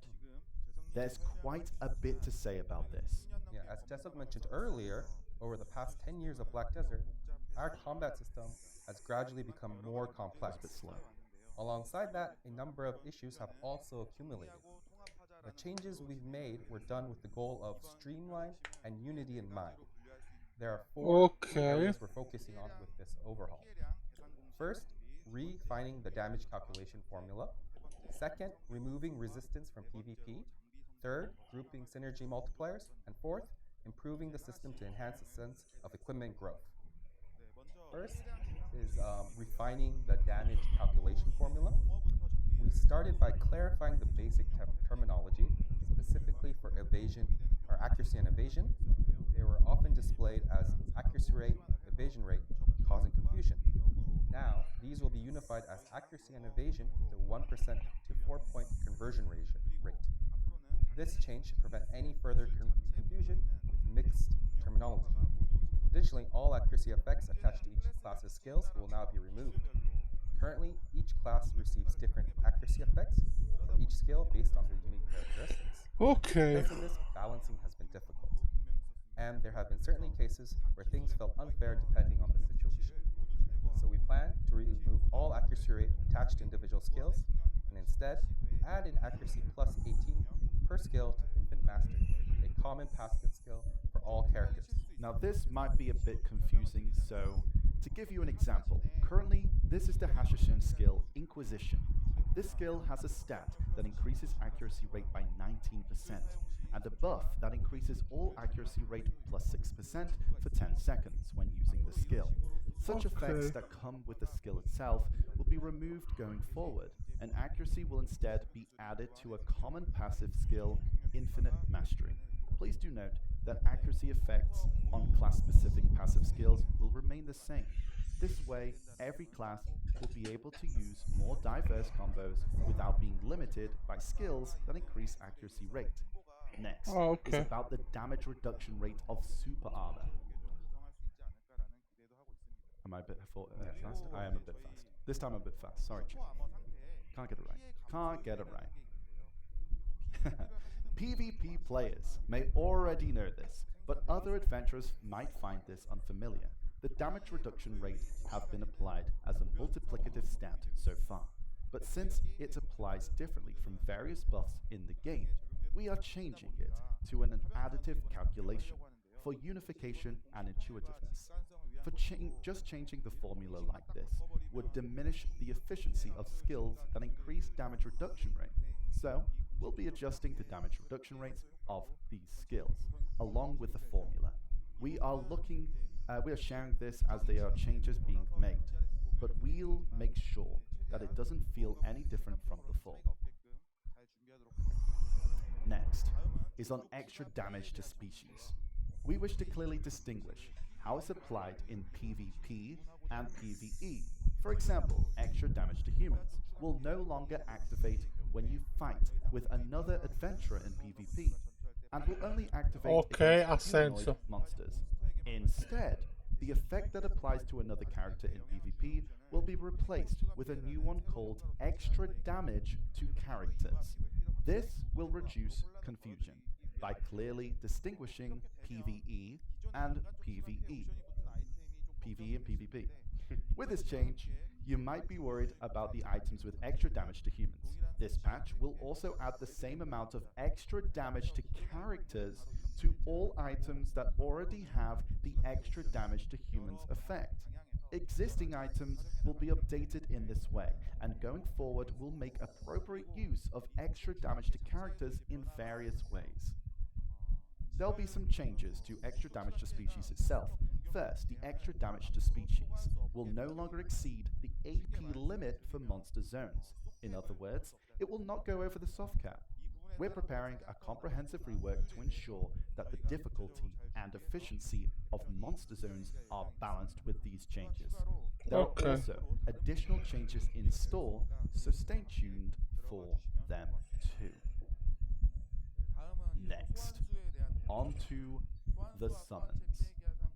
From now on, the damage calculation formula for summoned entities will be the same as for your character. The summons will now also benefit from your character's damage effects, as well as any damage increasing effects that occur in certain situations.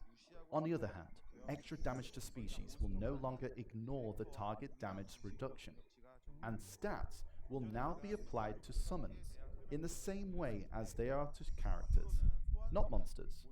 As I gave an explanation about extra damage to species earlier, please keep in mind that summons will now be affected by extra damage to characters, not monsters. And something many adventurers have talked about, the fact that summons get stronger at night will be removed. Summons have always played a significant role in many skills in Black Desert, and it took longer than we anticipated with how much work was needed. I'm personally happy that we're finally able to tidy things up. We'll pay close attention until the end. Ensure these updates do not cause issues with balance. Okay. Those are some fundamental changes. Yeah. So, I'm now going to go over some of the PvP resistances. Moving on to second key area, removing PvP resistances. Going forward, resistances quite literally will no longer apply in PvP. There are a few things to consider with this change. First, effects related to resistances is so-called 3 minutes buffs or in passive effects will be replaced with other effects that suits characters' characteristics. However, they will still be applied in PvE, so any resistance increases attached to skill will remain. One of the biggest concerns we had when removing resistances from PvP was grapple. With grapple resistance gone, grapple skills will become significantly more powerful, and classes with grapple skills could become disproportionately strong compared to those with melee grapple. We plan to address this making distinguishable ranged grapple animations, for example, a wind up animation when attempting a ranged grapple, and the speed and the style of these animations will play a key role in balancing. Melee grapples will also go through some adjustments. We'll put our best efforts into making this change, and it could be done in a different way in the future as we consider various other methods while we prepare this change. That's nice. The wind up is nice. Like that's definitely going to be more telegraphed, it seems. Okay. Additionally, the grapple resistance is not used against monsters either, so the effect will be removed entirely. Items that currently increase or ignore grapple resistance will be converted to silver with the patch to be received by the adventurers. Nice. Okay, Next up, grouping synergy multipliers. Screen, please. This, I think, it's so it's kind of split into three different things. Mhm. So as you can see on the screen, synergy multipliers of classes will be applied in three different groups, depending on the characteristics of each class. If you look at Ranger, you'll notice that Succession and Awakening are placed in different groups. Succession Ranger uses a ranged weapon, Yeah. and Awakening primarily uses melee skills. Like this, as classes have different playstyles between Succession and Awakening, making them more appropriate for different groups. We'll also carefully review each class to see if there are any areas that are lacking or need improvement until the patch goes live. So this is kind of a change on the class damage modifiers. Right. There's one more important thing. We have decided to block mouse movement with this update as well. Yes. Yeah. Mouse movement has been a feature since the very beginning, and many adventurers have become accustomed to it, which is why we've kept it in the game. But over time, it began to affect the balance of the game as it started to become a deciding factor in adventurer's skill level. So along with the aforementioned changes, we're taking this opportunity to fully disable mouse movement. We understand that adventurers who use this feature see mouse movement as part of the character's balance, and that they could take the removal of the feature as a nerf or debuff to their character. So, but please note that we'll all be also making the appropriate improvements in its place. Yeah. So this may have been very sudden for some, because it's not something that was mentioned last year. But as Wansu explained, there were many problems with it, and some structural issues that needed to be fixed. Mouse movement forcibly changes a character's movement mid-animation, which directly leads to issues such as desynchronization, where the screen you see is not identical to the screen other players see. That's why we decided that blocking mouse movement will lead to a more enjoyable experience for everyone, as well as resolve the desync issue. We'll prepare this change thoroughly so we can provide better PvP and a more stable combat environment. I mean, yeah, I think people have all seen the videos. Now, for the last key area, improving the sense of growth. Going forward, if your AP is above 310, you'll gain +5 extra AP against monsters for every point of AP. Of course, these are still under tests for balance adjustments, so the numerical values may change. But up until now, while gear performance have always been important, once you reached a certain AP threshold, you likely noticed that the impact of further increases felt much less significant. This was intended to reduce the pressure of gear upgrades, but as time passed, we decided it's time for an improvement. For this, we're reworking the overall PvE system, including monster zones, to resolve this issue and create a better environment for everyone. Previously, monster zones had an unclear AP limit or soft cap, had inconsistent hunting efficiency, and some classes were even able to perform in higher level monster zones with lower AP. So, we first reassigned the AP requirement of all monster zones with care. Our goal is to clearly outline the required specs step by step, and to create a system where falling below the AP requirement significantly reduces your efficiency, while meeting the requirement provides clear rewards. We especially want you to really feel the result of increasing AP throughout this process. That's why, as a part of this Monster Zone overhaul, we've designed the AP limits or soft caps in a much more systemic way. If your AP goes above the requirement of a Monster Zone, your efficiency there will not increase sharply. Instead, as your AP increases, you'll get better loot and experience a clear sense of growth by moving to a higher level Monster Zone. So you have no reason to stay in the same zone. Since this patch means meeting the AP requirement is essential for efficient hunting, we will reduce situations where monsters deal unexpectedly powerful attacks that can instantly incapacitate adventurers, in other words, preventing getting one-shot. Next, let's talk about DP. At this time, we don't have any additional plans for DP bonuses. We are still thinking over this, however. Since Black Desert is a field-based game, we want to leave some room for adventurers to make up for lower DP with their own skills. Our philosophy is that while AP has to be met, DP is something that can be overcome with skill. But instead, DP will be a set minimum requirement for challenge-based objectives, not regular fields, so open world monster zones, guys. In other words, instance dungeon content. If you don't meet the minimum DP, you won't be able to enter these types of content. That way, DP will still be a meaningful stat for those who work towards it, and it allows us to design the content to not be overwhelmingly difficult. Following this, boss blitz content such as Black Shrine or Ataraxian will have their AP and DP requirements adjusted. Like the monster zones, we plan to gradually ease the difficulty of content that felt too challenging. To summarize, moving forward, the efficiency of field monster zones will be designed around AP, while instance dungeon content like bosses will require adventurers to meet both AP and DP requirements. This will be our philosophy in redesigning all monster zones and content.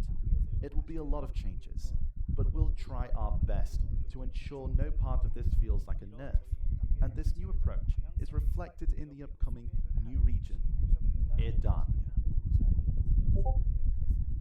Now that wraps up the introduction to the relevant changes with so many updates. Oh, we're not going into that part yet.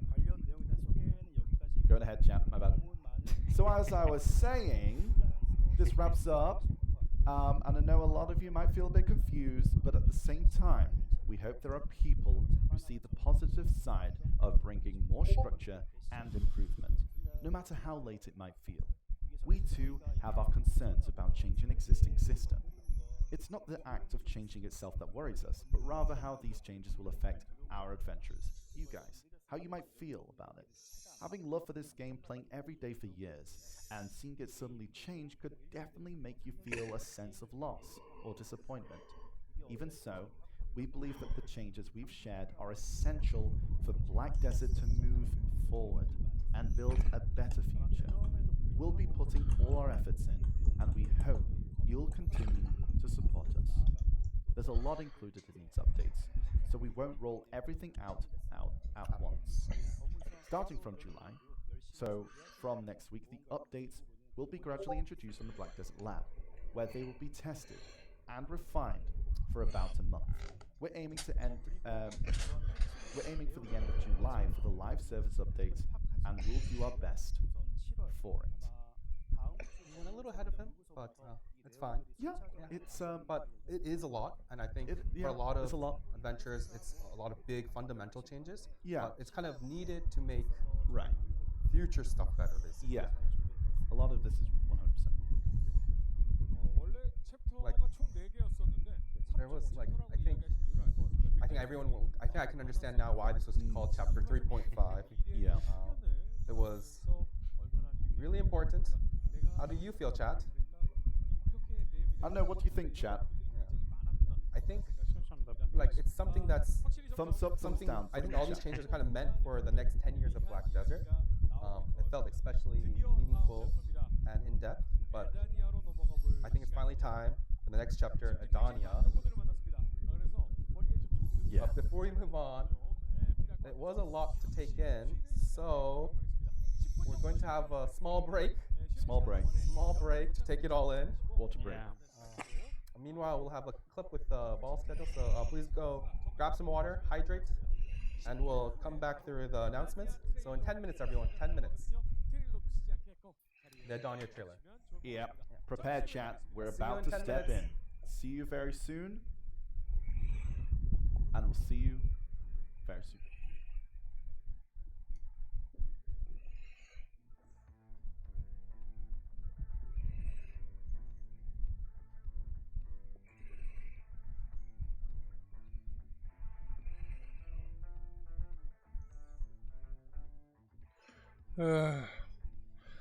Vediamo di aspettare questi 10 minuti.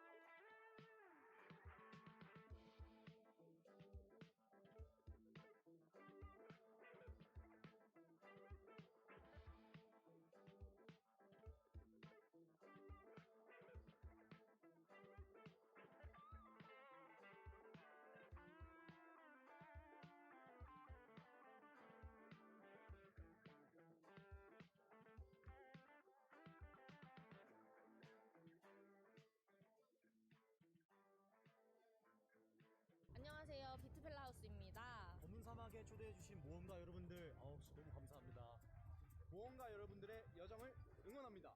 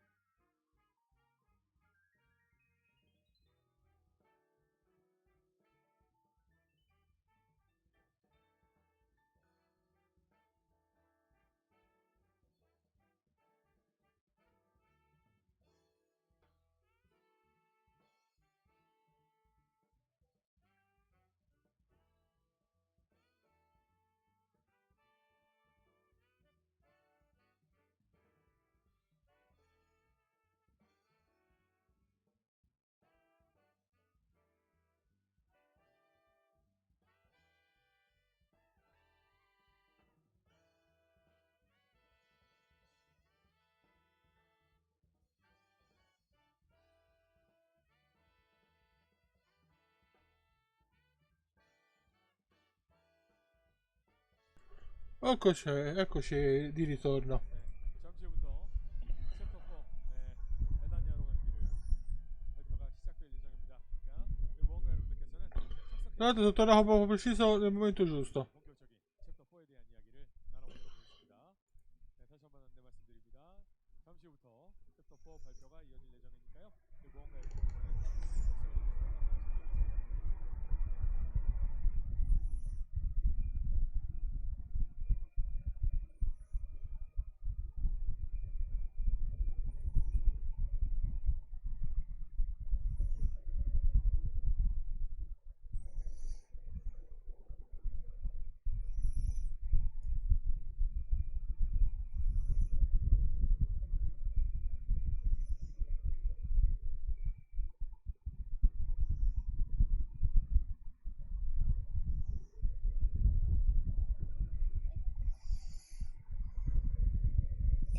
Quaranta secondi.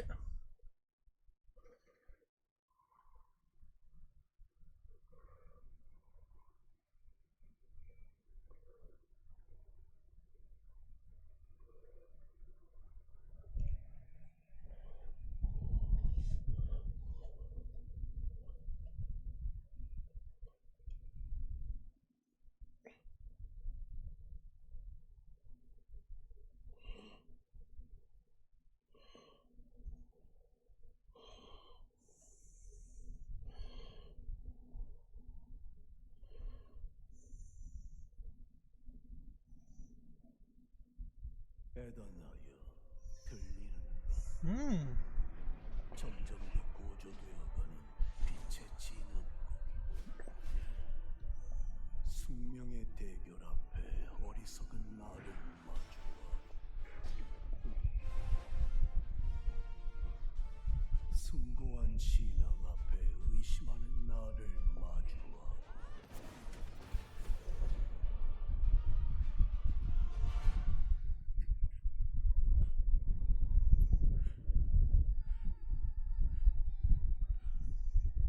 허망한 배신 앞에 방보라는 나를 마주하게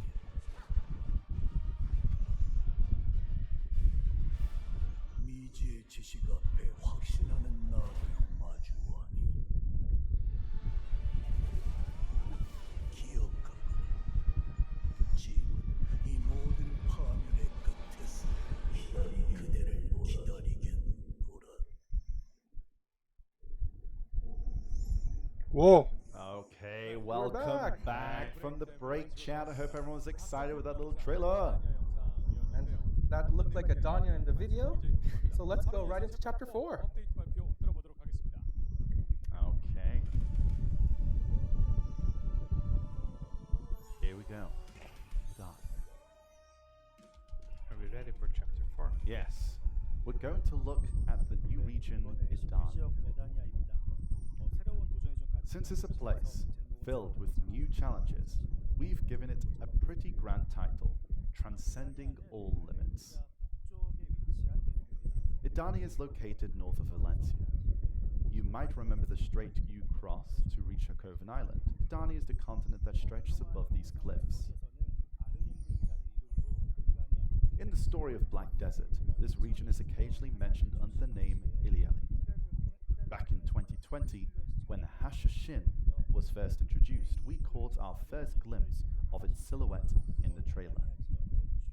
The Hashashins who guarded the doors of Iliali appear as main NPCs in Adania. These heroes have battled monsters at the world's edge, waging a solitary war that goes unseen and unrecognized. As we shared last year, Adania is planned to be released in parts 1 and 2. You can see the full map of Idania on the screen. The upcoming part 1 will take place on the left side of the continent, and part 2 on the right. At the southwestern tip of Adania, you'll find Hakinja Sanctuary, your new base camp. This town offers services such as a blacksmith and a stable. To the right of the town are the castles of Idana. You can see Jordine's Etherian Castle, Enslar's Orbiter Castle, and Caphras Zephyros Castle, which were teased during the last ball. Ok. Today, we're also introducing two castles for the first time. Rashalka's Nymphomare Castle and Kashin's Tenebraum Castle. Yes, it's Jordine yet again, and Kafris well known thanks to Kafris stones and Altar of Blood. Enslar and Kashin probably sound familiar, so those who played Valkyrian Sorceress, but I don't think many of you would have heard of Rashalka. Back on May 21st, we dropped a few hints about Rashalka through the Sea Crystal item and the special story quest. We've been gradually building up to reveal the story of the Merfolk, the race of Corsair's mother, and you'll discover even more intriguing stories connected to these characters in Edania. Part 1 of Edania features 5 castles and monster zones in this way. In terms of difficulty, the order is Jordine, Rashalka, Kashian, Enslar, then Kafris. For the final boss of Part 1, Kafris will be waiting for you. We're also preparing several castles for Part 2. To give just one spoiler, we're building a massive castle at the northern edge of Edania. The lord of this castle is the Black Dragon, Mark Thanon, whom you met in the Mountain of Eternal Winter. We hope you look forward to Edania Part 2, coming in the near future. As Edania marks the culmination of Black Desert's first 10 years, we've paid close attention to every detail, from the background to the stories of each character. We took extra care in selecting the bosses adventurers would encounter in Edania. Because we believe these moments when you encounter legendary beings you've only heard about during the story, or only met through their voices are important. So that when you finally stand before the ultimate boss of this world, it will feel truly meaningful and convincing. Through this journey of overcoming her, the story will naturally lead into the next 10 years of Black Desert. With this in mind, the characters we introduced earlier, Enslar, the apostle of the Elonian Church, the world's largest religion, Kashian, connected to the true nature of the Black Spirit, your adventuring partner, Jordine, and Kafris, both closely tied to the power of darkness, and Rashalka, the queen of the mermaids, Corsair's bloodline, whose story has remained untold until now, have been chosen as bosses of Edania Part 1.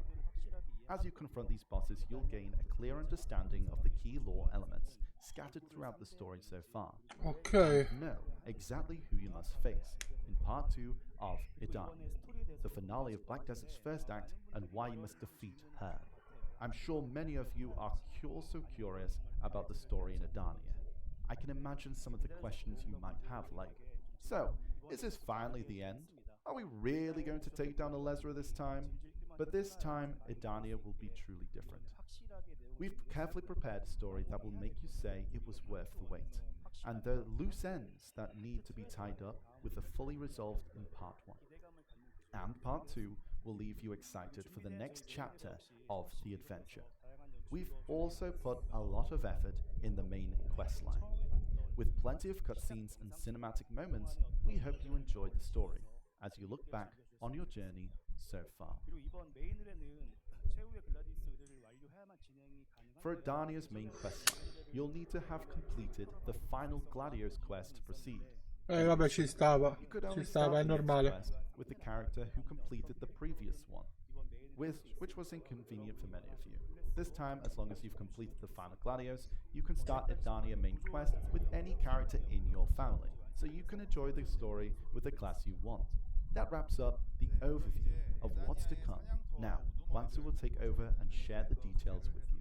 Let me introduce the monster zones, bosses, and loot you'll find in Edania.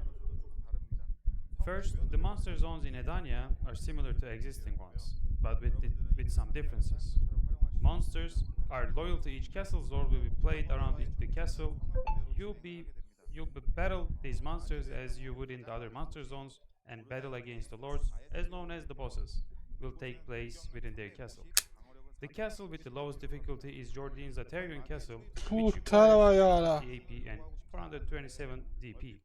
Since it's a monster zone at the beginning of Edania, we didn't want to set requirements too high. At first glance, the AP and DP requirements for the first region might seem a bit high, But since we are preparing many new updates alongside Edania, we expect adventurers will be able to enter monster zones sooner than you might think. As mentioned earlier, the first monster zone and the boss fight against Jordan will have the requirements that most adventurers can meet, but the bosses that follow will have significantly higher AP and DP requirements.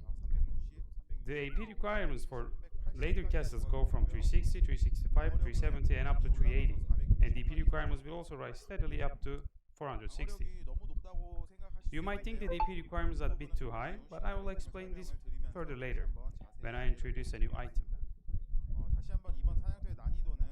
As mentioned earlier, the difficulties of these monster zones are designed with incremental levels. They are divided to provide a clear sense of progress, and this design will continue naturally. Vabbè, ci sta, è Not normale. only into part 1, but part 2 as well. Each monster zone and boss will feature a new mechanic and variety of combat, which I'm sure many of you are eager to learn more about. So today we prepared a video showcasing a battle with the new boss. Let's watch the video before I explain. Ok.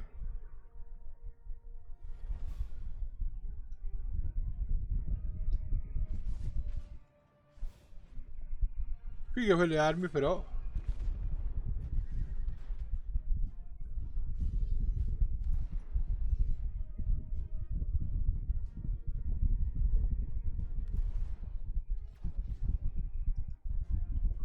Io so fighe quelle mosse.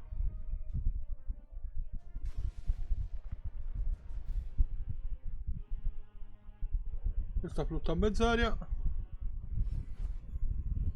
Ovviamente un tridente.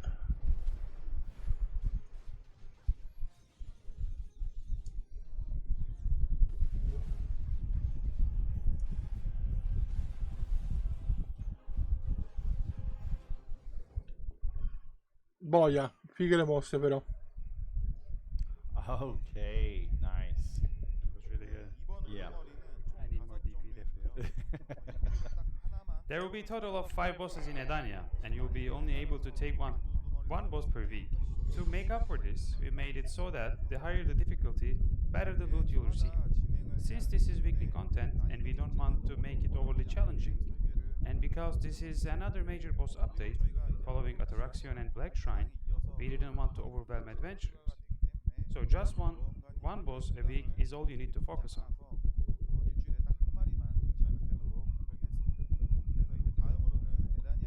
I know like a lot of people are worried about AP. Now DP. let's We'll move on explain. the loot that you can earn in Edania. First, new artifact and lightstone items will be added. These aren't entirely new items though. Ok. With the Nuovi loot you gather oggetti. defeating monsters in Edania, you'll be able to reform your existing artifacts, like decky artifacts, to craft entirely new ones. You can also create new lightstones by combining existing ones with the new materials. Let me show you an example of a new artifact and lightstone. Let's take a look at the screen. Ok. Okay. So,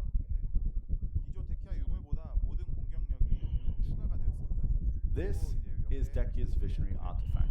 Compared to the regular Dekia's Artifact, this one gives an additional all AP plus 6. Here, we Minchia. have the Amplified Lightstone of Fire, Fallen. It grants additional extra damage to species plus 2. Then, the regular Lightstone of the Fire Fallen. Also, if the Lightstones are the same type, like Lightstone of Fire, Fallen, and Amplified Lightstone of Fire, Fallen, they're still combined according to usual rules, and provide the same combination effects as before. In Edani, we're also introducing a new monster type, Edanian monsters. As the name suggests, the monsters you'll encounter here will be classified as Edanian monsters, and we're adding new extra damage to Edanian monster stat. New crystals items will also have this new stat. Earlier, we mentioned the extra damage to species will no longer contribute to breaking through the max AP limit. That said, the AP requirements now playing a much bigger role in entering high-tier monster zones. If this extra damage to Edani monsters will be crucial to stat for adventurers. We're adding new crystal items for Edania. From low-tier monster zones, you can obtain the Crystal of Dusky Oblivion, and from high-tier monster zones, the Crystal of Dusky Ruin. Both come with extra damage to Edanian monsters, to be sure to make the most of them and take on higher-tier monster zones. We're also introducing a new life crystal, the Crystal of Breathing Verdure. Think of this as upgraded versions that combine the effects of both the life skill crystal of vital and life crystal and the vital crystal. It provides both life EXP and life skill mastery buffs. So Questo è no molto longer buono. have to switch between crystals for different setups. These can be crafted using materials gathered from new life skill resources in Edania. And please note, we're also working on making it possible to upgrade existing Dawn crystals. Now let's talk about alchemy. With the introduction of extra damage to Edanian monsters, new elixirs drafts and 2 new perfume recipes will be added. Ci stava. As you can see on the screen, new elixirs will be available. Also, with PvP related perfumes like the Perfume of Courage and Perfume of Deep Sea in high demand lately, we're planning to add new high quality perfume recipes in Edania as well. The new perfumes can be crafted with materials from Edania, and you can also use existing perfumes as ingredients. For those who've been crafting the existing perfumes, you've probably continued making them in older regions even after new areas were added. Now, existing perfumes can be used as ingredients for the new ones, and the new perfumes can also be crafted in Edania. Hopefully, this gives you more flexibility and crafting options. There are also 2 more things we'd like to introduce: Primordial Fragment and Gem of the Primordial. These are essential materials for crafting the Sovereign Sub-Weapon. As we mentioned earlier, you'll be able to use existing items to craft the Sovereign Sub-Weapon in a variety of ways. Adventurers aiming for the fast advancements towards high-tier zones in Edania can utilize pre-existing materials, while adventurers who want to steady progress from the start of Edania can use these materials and aim for Sovereign Sub-Weapons. Please do note that crafting the sub-weapon with the Gem of Primordial will take longer than other routes mentioned. 1,000 Primordial fragments are required to craft the Gem of Primordial, which will be used to craft the Sovereign Sub-Weapon. Fragments will be obtainable through multiple sources, including weekly bosses, monster zones, main quests, and weekly quests. For instance, when you finish the main quest line, you are guaranteed to obtain 100 Primordial fragments per family. Okay. If you guys think anything is confusing, we'll have the recap on the website and our SNS as well. Please make sure to check it out. We have a video coming next up, up, we have the main spoils from Edania, but first a video. Oh, il crafting, va bene, sì, il farming spot. Figo il set d'armatura.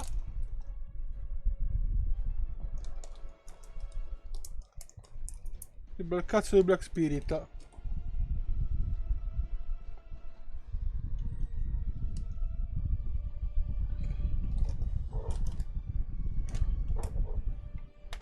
Il nuovo set.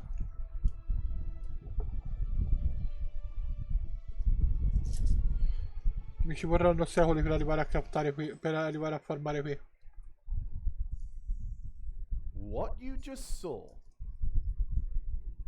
Wait for it. There's clappies first. The clappies. I need to pause. Pause. What you just saw is the new Primordial Grade Defense Gear, Edana's Defense Gear. Okay. As the next tier after Slumbering Origin Defense Gear, the new Edana's Defense Gear, especially the gloves and shoes, features a unique design that combines both damage reduction and evasion, much like how the Sovereign Sub-Weapon was designed as a blend of Nuva and Kuta. Right now, Slumbering Origin Defense Gears faces challenges. Similar to what the new Debrecker accessories, enhancing Tet and Pen was said to be extremely difficult, and with no alternate methods, pushing your DP higher was a major struggle.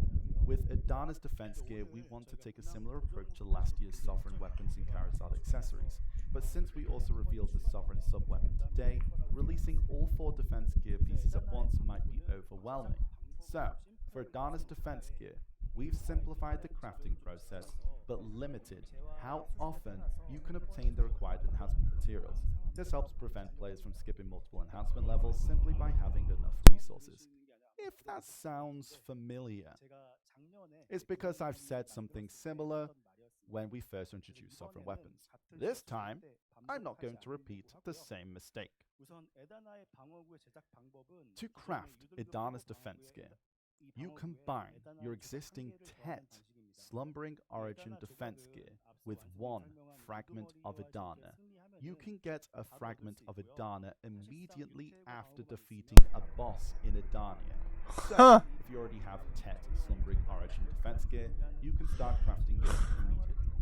However, Okay. to Idana's defense gear requires a special material called Idana's Black Stone, which is crafted using fragment of Idana. Since you can only defeat one boss and earn one fragment of Idana per week, enhancing your gear to Idana's defense gear will take a very long time. If you already have Tet Slumbering Origin defense gear, you can craft and enhance each piece gradually. If you're still working towards it, you can gather fragments of Idana by defeating Idania's bosses ahead of time and plan accordingly. Currently, a few players have to overcome the challenge of obtaining Origin defense gear. As of June 23rd, across all regions, 77 adventurers own at least one pen Slumbering Origin defense gear, with a total of 99 pieces. Since these players have conquered such a difficult feat, they'll be recognized accordingly. Okay. Anyone who already owns Pen Slumbering Origin defense gear can immediately convert it to Oct Idana's defense gear. As I mentioned earlier, because upgrading Idana's defense gear all the way to Oct will take a significant amount of time. You'll be ahead of other adventurers in the world before that time. As for the enhancement difficulty, the success rate from Tet to Pen is 14.87% with 240 stacks, and from Sept to Oct it's 4.99% with 310 stacks. The Ancient Anvil system will also be applied, which we set to 30 Agris Essence for Oct. Please keep in mind, we've set a lower difficulty and the Ancient Anvil attempts compared to Sovereign Weapons in consideration of limitations in material acquisition. There's something else to share about the design of Idana's defense gear. As the best defense gear that will exist in the game, it features an unparalleled design worthy of its name. Since the equipment is based on the world of Idania, it carries a dark and intense aura, with a design that radiates primordial power. We've also prepared exclusive visual effects that will be unlocked at Pen and Oct. We plan to continue this approach in future designs, enhancing adventurers' immersion for the unique gears obtained in-game. On the other hand, we plan to keep designing outfits with a variety of concepts. Not that we're going to only focus on modern outfits. We simply will continue trying out designs, even if it strays a bit from Black Desert's lore, as long as you enjoy them. So please, continue to support us. Certo che vi supportiamo. And there are some of you that's been eager to get some cool gears in-game, right? So if you collect all 4 of Idana's defense gear, we'll give you an outfit set identical to the gear. You can use it on your main or give it to an alt.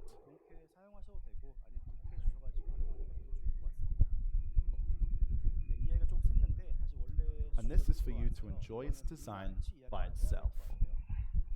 That's pretty awesome.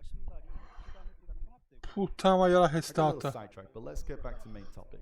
This time, I like to talk more about the stats. As we mentioned earlier, damage reduction and evasion are combined in Idana's gloves and shoes, and likewise for Nuva and Kutum stats of sovereign weapons, sub-weapons.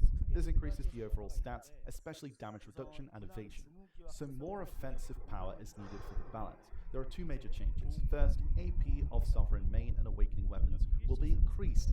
They will gain an extra AP +1 at Pen, Hex, and Sept, for a total of +3 AP. Additionally, reforming your sovereign weapon will grant another +3 AP. That's a total of 6 AP. With these changes, a reformed sovereign weapon will go from 146 AP to 152 AP. There's something extra you need to do.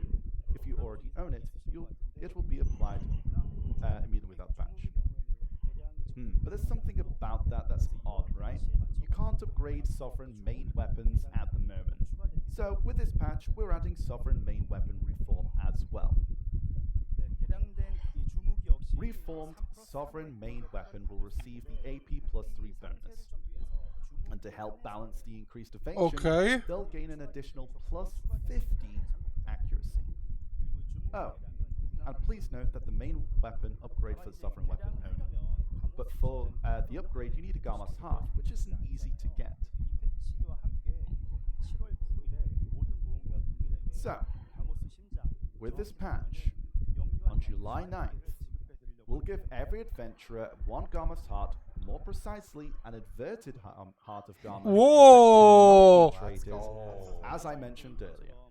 Wow, questo è As I grosso! mentioned earlier, the original plan was to introduce the AP increase per enhancement level for Sovereign Weapon, and the main weapon upgrade alongside Edania, but we will be giving it out early with the update of July 9th. So, you can enjoy the boosted AP right after the ball. That said, the plus 50 accuracy might feel a bit too significant at the moment, so we hope for your understanding and patience on that part. If you already have 2 Garmoth Hearts, you can use it on your main weapon right away. If you don't have any yet, you can start working towards whichever one you prefer first. That concludes my explanation. The stats for Adana's defense gear have been set with both PvE and PvP in mind, as well as the future direction of the game. We'll stay focused until the end to avoid any major issue and ensure everything is smoothly integrated into the world over time without causing chaos. See, chat, we're getting our extra stats ready for Adania. Let's go. You were worried, but let's go. Finally, I would like to introduce a new PvP content, the highlight of the Edania update. PvP. It was briefly mentioned last year, and it's Edana's throne. As explained before, each castle in Edania is ruled by its own lord, who serves as the boss.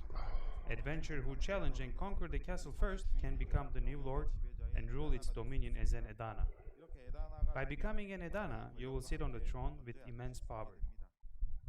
Those attending the ball in person probably saw a throne on this very stage under a spotlight before the update reveal began. That is actually one of the Edana's thrones you will see inside Kafros Zephyros castle. Being an Edana means being the absolute ruler. The path to throne isn't easy, and even after becoming an Edana, you must defend your lordship from challengers.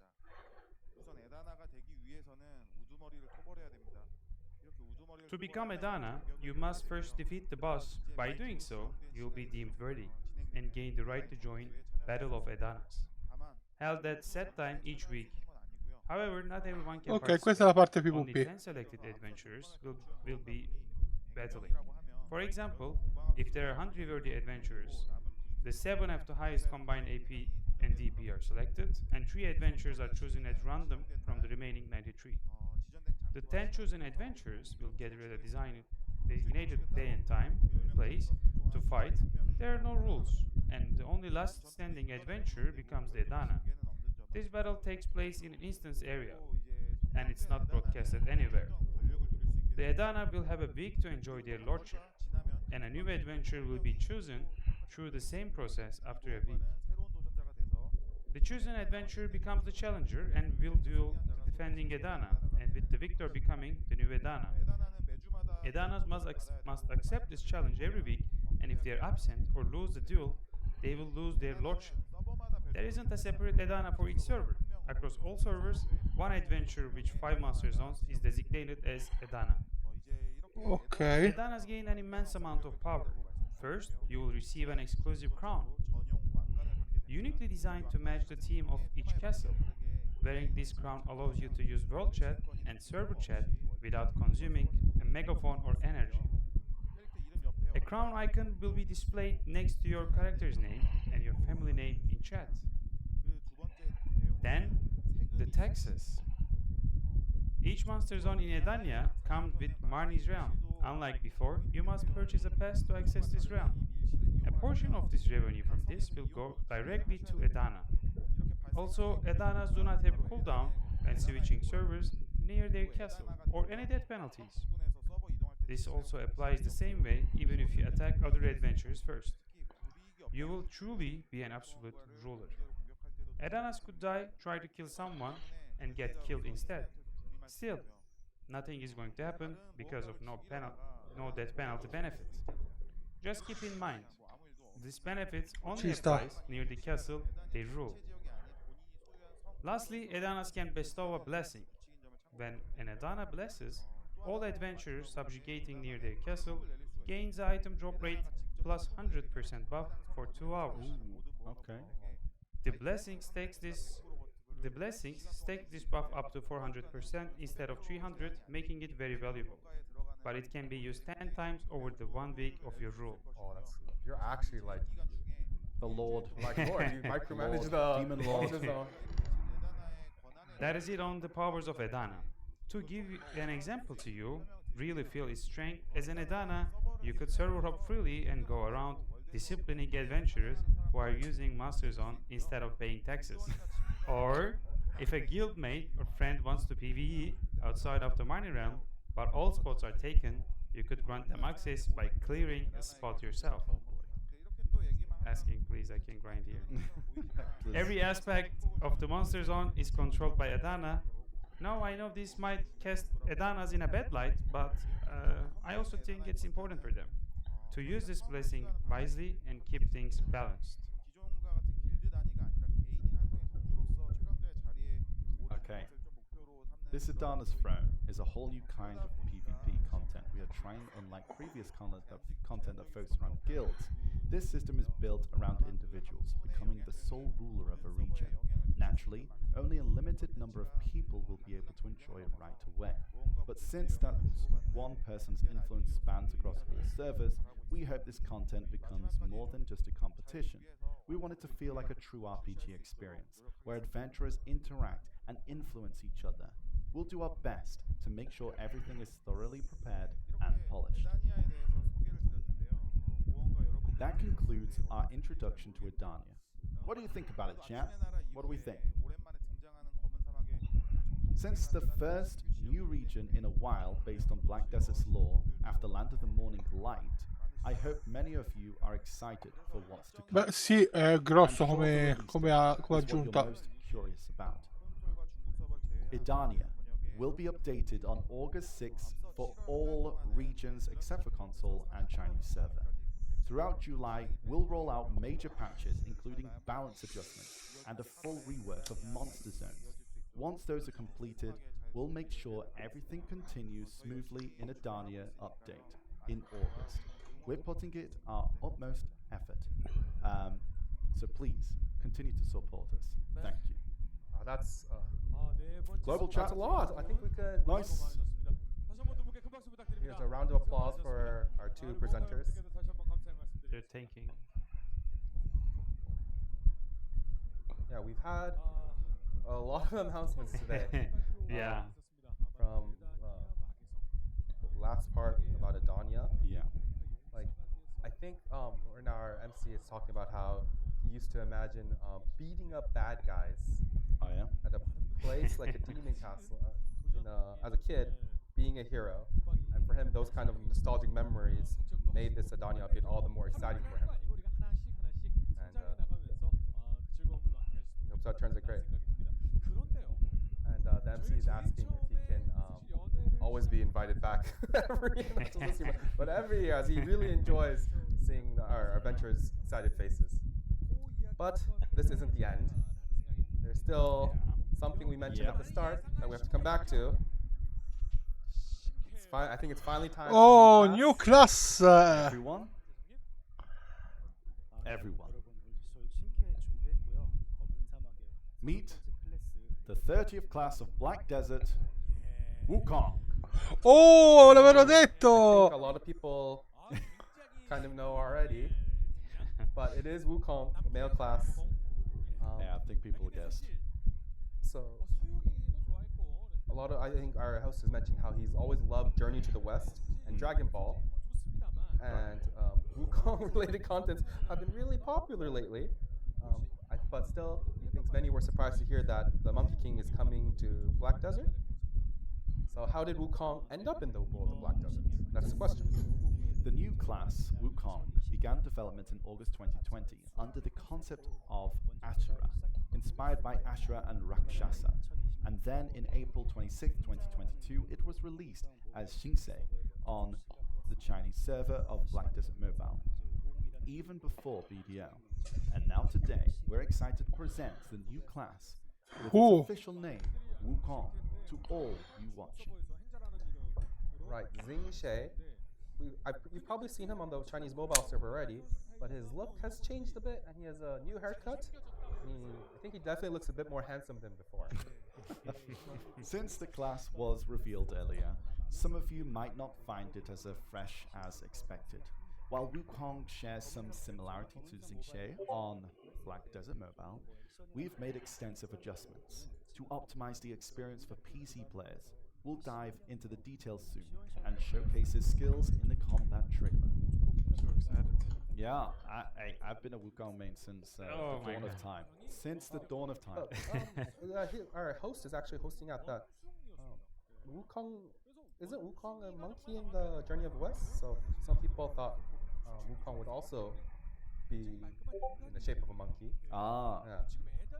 But it turns out he's just a human. And after all the introduction of Edania, the connection to it seems a bit kind of weak. So we're very curious about Wukong's background. Well, we'll get to Edania in just a moment. But Wukong is set as a descendant of the Sun Wukong from Journey to the West. So Wukong in Black Desert is 100% human, but has an extraordinary energy hidden within him.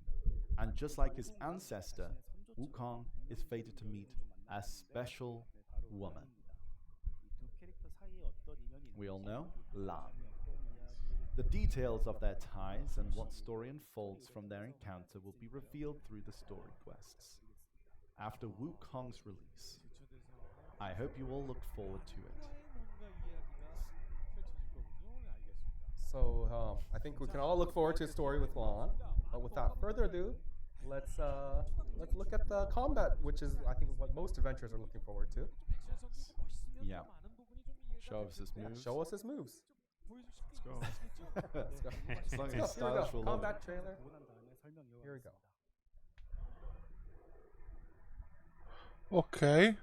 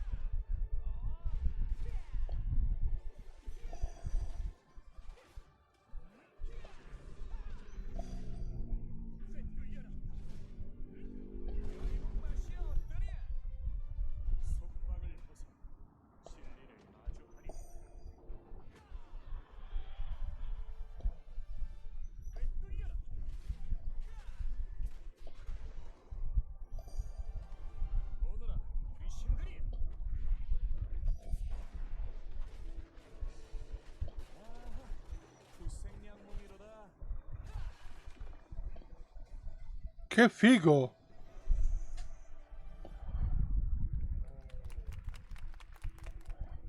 That was Damn, did you see that 200% taking his hair out for the clones? Oh, there's like Ah, there's that something was like so that good. was a lot. Like he was so like intense, but in the video we got a general sense of how the class plays, but he used a different weapon than a power pole. But what was it? As Wukong's descendant, the new class does use the power pole as his main weapon. He also has an awakening weapon called Jade Pillar. Unlike his extendable pole, the Jade Pillar is all about growing larger. attacks with the pillar are also much more destructive.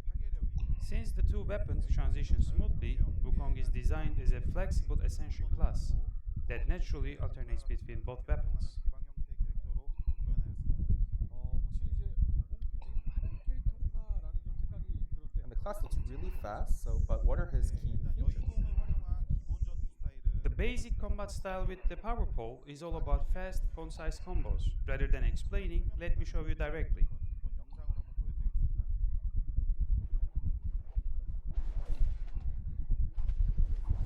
Ok. So fast. As you just saw, while the attack range isn't huge, Wukong excels at chaining quick attacks into long combos. He can also use Do energy stored in his gourd bottle to tap into power of his ancestors. This unleashes the Fighting Buddha state. When the gourd bottle is full, you can activate Fighting Buddha and fight in this state. And the Fighting Buddha, Wukong achieves enlightenment and can fully unleash the power poles through strength. Again, it's better to show than tell, so let's watch a skill combo video of the Fighting Buddha.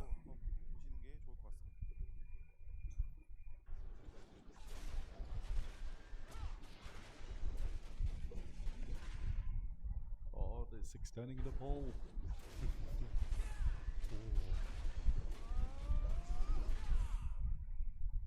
Damn.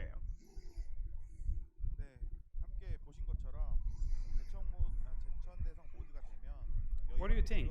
As you saw, once you enter Fighting Buddha state, your power pole starts to stretch, increasing your attack range and letting you land big, satisfying attacks.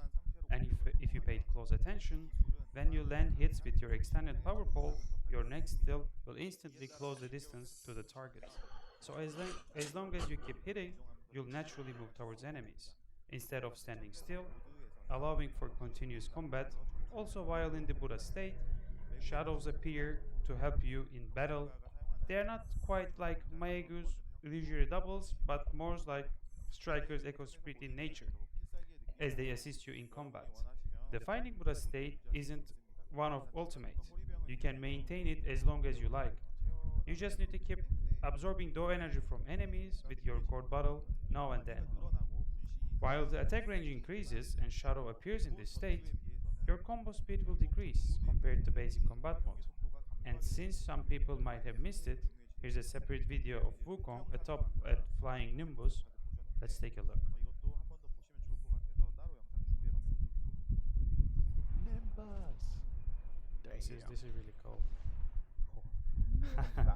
That explains the video chasing Lan. Oh, he's chilling. What a I vibe. think like the Nimbus really speaks to like Wukong's unique style. Looks really cool. Yeah, to sum things up, as you've seen, the new Wukong class features a fast-paced, combo-heavy combat style. The signature Fighting Buddha state lets you pull off some exhilarating moves. And with the Flying Nimbus, you'll have the mobility you need when you need it. That said, what players call poke mobility is a bit of weak point. Short dashes aren't isn't strong suit. However, Wukong does have a grab skill, so in PvP you can keep your distance. Wait for your opponent to make a move, then punish them with a solid counter. That's another way to approach combat with this class. I think we can thank them all for that explanation. Well, we can't say it's totally new and fresh, but it's definitely a class we can look forward to. Absolutely, we have worked hard on this, so I hope everyone is excited. I think all this sounds great, but when is it releasing? Ojin, I think you know how we do things here. Maybe you should make the announcement. All right. Everyone, the new Wukong class launches next week. It's coming July 2nd. We hope you're as excited as we are. Let's go. Time for this. 즐겨보셨으면 좋을 것 같습니다. 네, 그리고 저희 오늘 We back. 연구소 점검이 끝나면 바로 체험해볼 수 있으시니까요. Also, after the ball, you can try out the new Wukong class on the Black Desert Global Lab starting today. Hope you enjoy checking out in advance, as the console release schedule for Wukong will be announced separately. And before we move on to the next topic, Ah, I think Jessica has something before to say. that, just a moment. We've mentioned Adani moments ago, right? And so, well, What could it be? we'd like to share. What could it be? We'd like to share something, maybe, it's coming. possibly, who knows? One of our upcoming concepts with you today. Let's show it right now. What could this be? I wonder what that is, chat. What is that? 대검을 들고 있는 뭔가 성스럽기도 하고 너무 아름다운 네, 맞습니다. 지금 보시는 캐릭터는 저희 내부 개발명 세이비어고요. Is internally named Savior. As you can see, she is a female knight who wields a two-handed greatsword. Some of you might already have guessed her vibe from her character design and the dev name. We're creating a character for all those adventurers who dreamed of a female two-handed greatsword class, while Dracania portrays a dragoon wielding a Zweihander.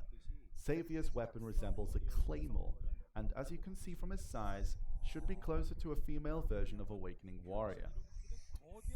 Yes. I've also been maining this class since the dawn It's of a time. great sword class, everyone. Yeah. That's my tag. Tagging and switching Monkey between- and Savior, that's it. Today we focused on introducing the Adania content, but the new class we revealed, Wukong, doesn't really tie in with Adania. We know a lot of adventurers were hoping for a new class that fits with Adania. Savior is the class that fits Adania both narratively and in design. We'll do our best to present the best version of this class. I think now the question is, So when is she coming out? when is she coming out? Well, Nox, Yeah. we have not yet finalized her release date, but we're planning to sync her release with Adania Part Let's go. 2. Please look forward to it. Can't wait. As I, I think we can all say that sounds great.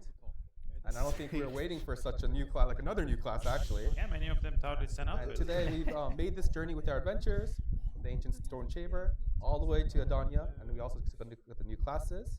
But usually we move on to talk about summer events and outfits, right? So, but before we get, there's one more announcement apparently. ah, So what could it be?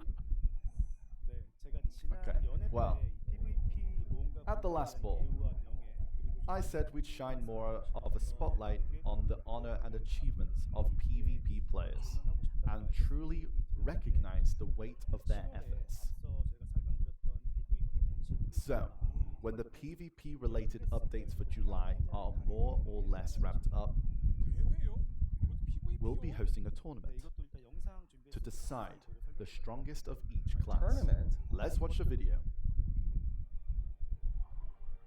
Ok.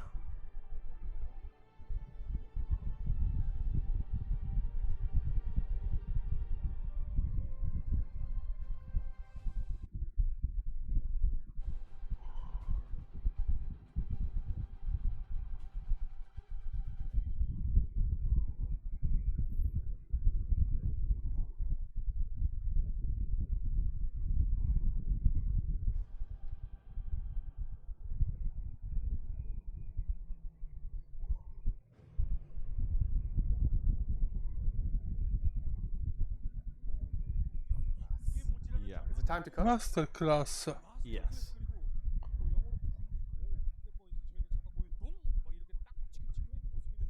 So, this is our class championship, the Masterclass.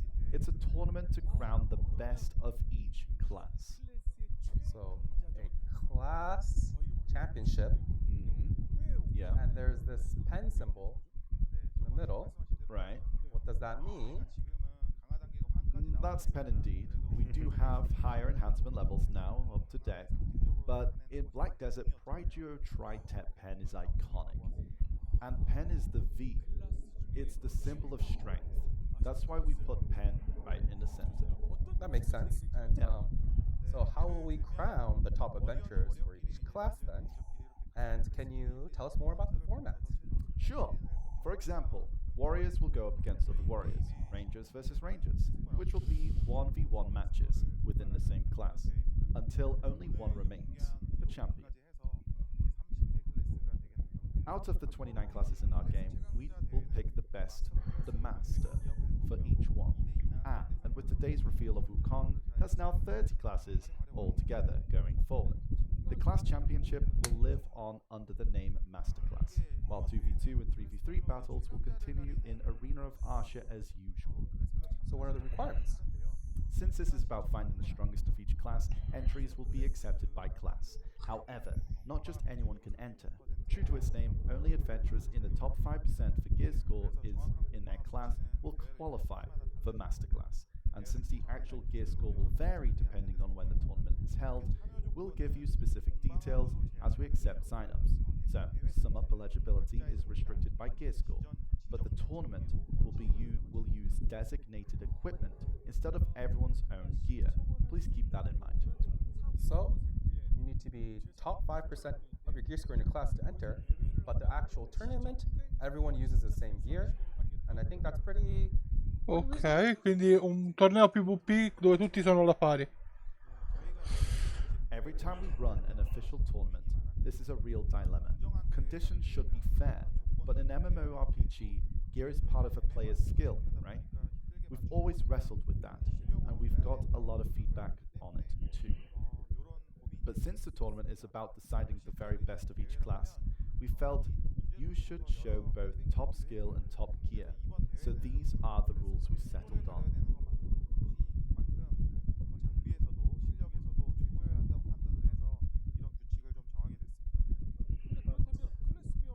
But does this mean, since there's 5%, that means the participants will probably differ based on each class? Yes, as you said.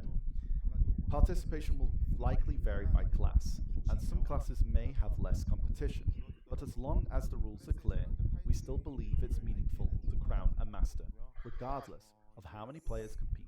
Oh, and we did consider splitting Succession and Awakening, but in the end, we decided against it. That would have meant managing over 50 classes, which would be too much to handle. So for now, we'll stick to the tournament per class.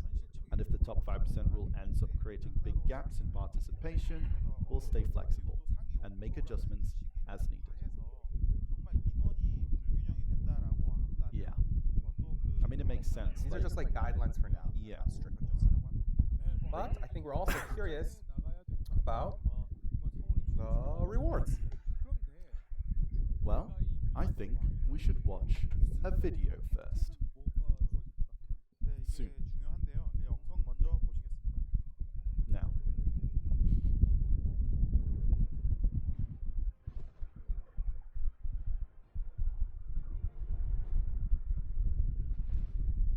Belli i grifoni.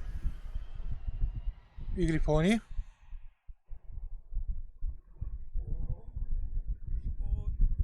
It's a griffin. And they're actually riding on it. Yes. That's So, right. Do the winners really get to ride it? No, that's right. The winner of each class in the Masterclass tournament will receive an exclusive new mount, the Griffin. Only Masterclass winners can ride it, and they'll get to use it for a full year.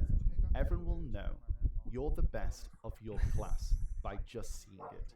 It's a top-tier mount with standout performance, so please look forward to it. That's a Really good concept. pretty crazy badge of honor, I think. I think so That's as like well. the ultimate flex. It's not, Just drop it's not in. about linking item. It's about In a parking Dania in a griffin. with a Griffin, just Yeah. like, oh bro, it's Yeah, yours. it's so special. I'm out. Collecting taxes. With your griffins. So exactly alongside the Griffin, we're preparing additional rewards like special titles, and if possible, we'd like to invite the winners to attend our next ball in person. Oh, in-person invite as well. Yeah. So invitations to the next ball. So like it's like, oh, you're Yeah. number one warrior. Come on over. That's gonna be So a it's, while. it's like- Yeah. But they are the best adventurers in both gear and skill, and they deserve the invitations, I think.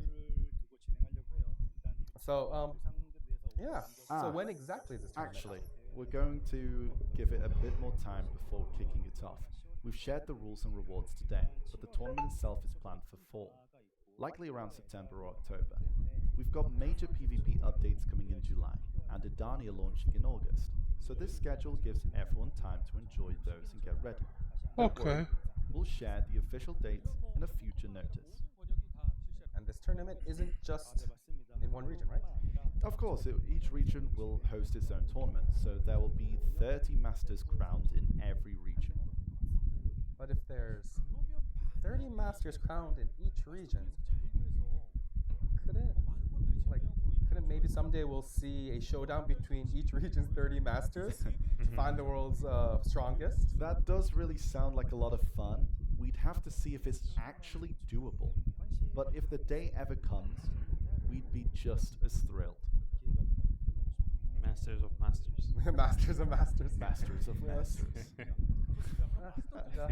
Global All right, Masters. and I think that wraps up the Masterclass tournament announcement. If you're interested, it's time to start preparing. Black Desert, I think we've held a lot of PvP tournaments before, but I do think this one is on a whole other level. To everyone watching, if you're skilled and confident to take on the challenge, this is your chance. This is your chance. But I think it's also time to move on to the next reveal. I think it's time for some cool summer news. Oh yeah, actually, last winter we introduced new content like the snowboard. But this time, I'm sorry to say, we weren't able to prepare a brand new summer event. I know we are just as disappointed. Still, we'll be making the most of existing areas like Termian and the Sea Palace to host our seasonal events. It is, I think, a bit of a letdown, but understandable, I think. But in return, I think there is one thing we all really want, and it has to be good, or else I think everyone's going to be a riot. So let's show them. Let's show them what it is. Yes. I know exactly what you mean. Now it's time to reveal what everyone's been waiting for, the new summer outfits. Let's start with the video.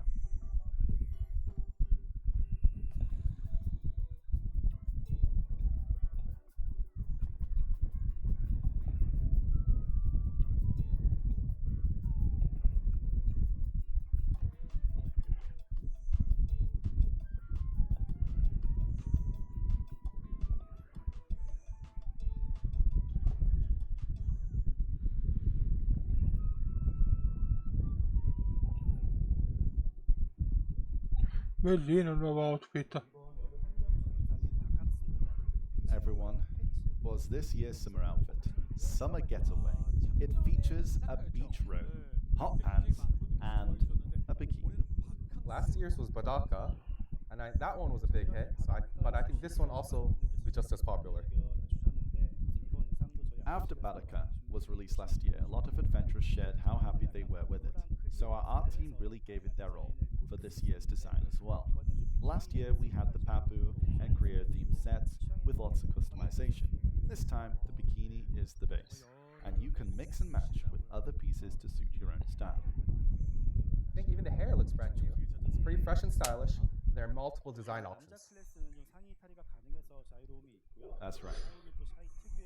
Male classes can go shirtless for a more laid-back beach look. And for Shy, we've brought out her signature cuteness. Alright everyone, remember this is a limited time release, only available this summer. Don't miss it. Hold on everyone. There's more. There's more. There's We got more. another summer outfit coming. One more? Yes, let's take a look at the video. Ok. Vabbè.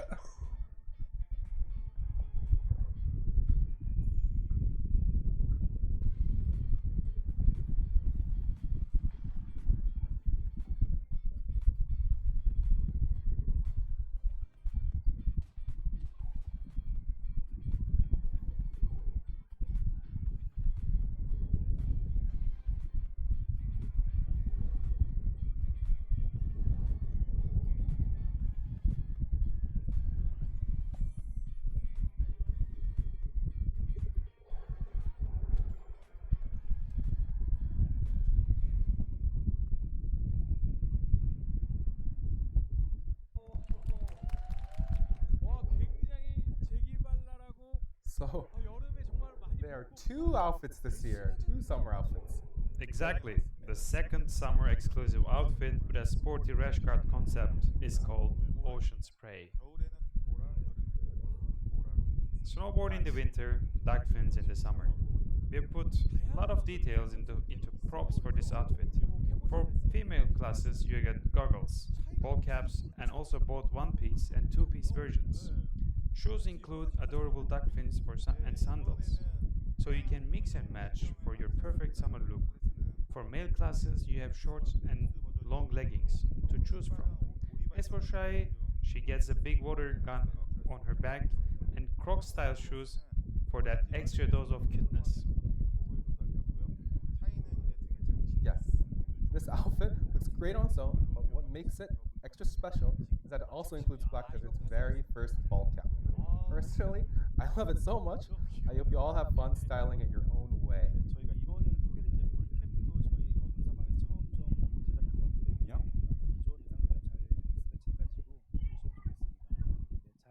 So, yes, as Nox said, I think it's a different style. Yeah, it's a different vibe. Yeah, it's a different vibe. There's two different like, Molto vibes, figo. different vibes. So, chat, you've seen both styles. Which do you like better? One or two, chat. One being the first one, two being the second. I think Although there's no big summer event, there's 2 outfits, guys. Yeah. Seen a lot of comments after the videos. The summer getaway outfit will be available from July 2nd to August 27th, while the ocean spray will be available from July 30th. And I think that wraps up this year's new summer outfits. And with that, we've reached the end of all the updates we've had for you today. Okay. Let's We're getting close to the end, chat. let's stand up. Which means It's that time. It's that part It's of the coming. show, chat. So from the ancient is stone coming. chamber to Adonia, there was quite a storm of announcements today. Now let's take a moment to look a summary and have a look through all of them.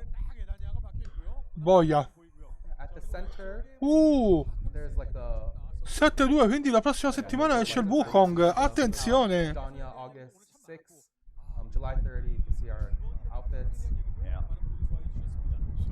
masterclass tournaments. You can see everything Dine on screen. Ardunat. There's Dine Ardunaut, Yeah. August 13th. Oh, that's such a tongue twister. Yeah. And there's also like the masterclass tournament in September. I now understand why it's called Dad. Yeah, I think people. It took me a Yeah, I while. think people were very surprised. Oh, Dude. you didn't know? No, I was completely clueless. Oh, the Yeah. first thing I said Completely to clueless. Nox was like, Completely Honestly, clueless. like the transitions so it's pretty crazy. Like but I think I will say Dine Ardunat too. our MC is now Okay. using that pun of Wansu's name again to make sure Wansu develops everything on time. Delivers. W for once. W for Wansu. Absolutely. Okay, but it's not over yet. I think. No. Yeah, we need It's almost over. There's one more thing. time? It's the time. It's the time. Gifts. Of course. While it might not be as extravagant as last year's 10th anniversary ball, we've prepared a variety of useful items. They shouldn't be too unfamiliar, so I'll reveal them all at once.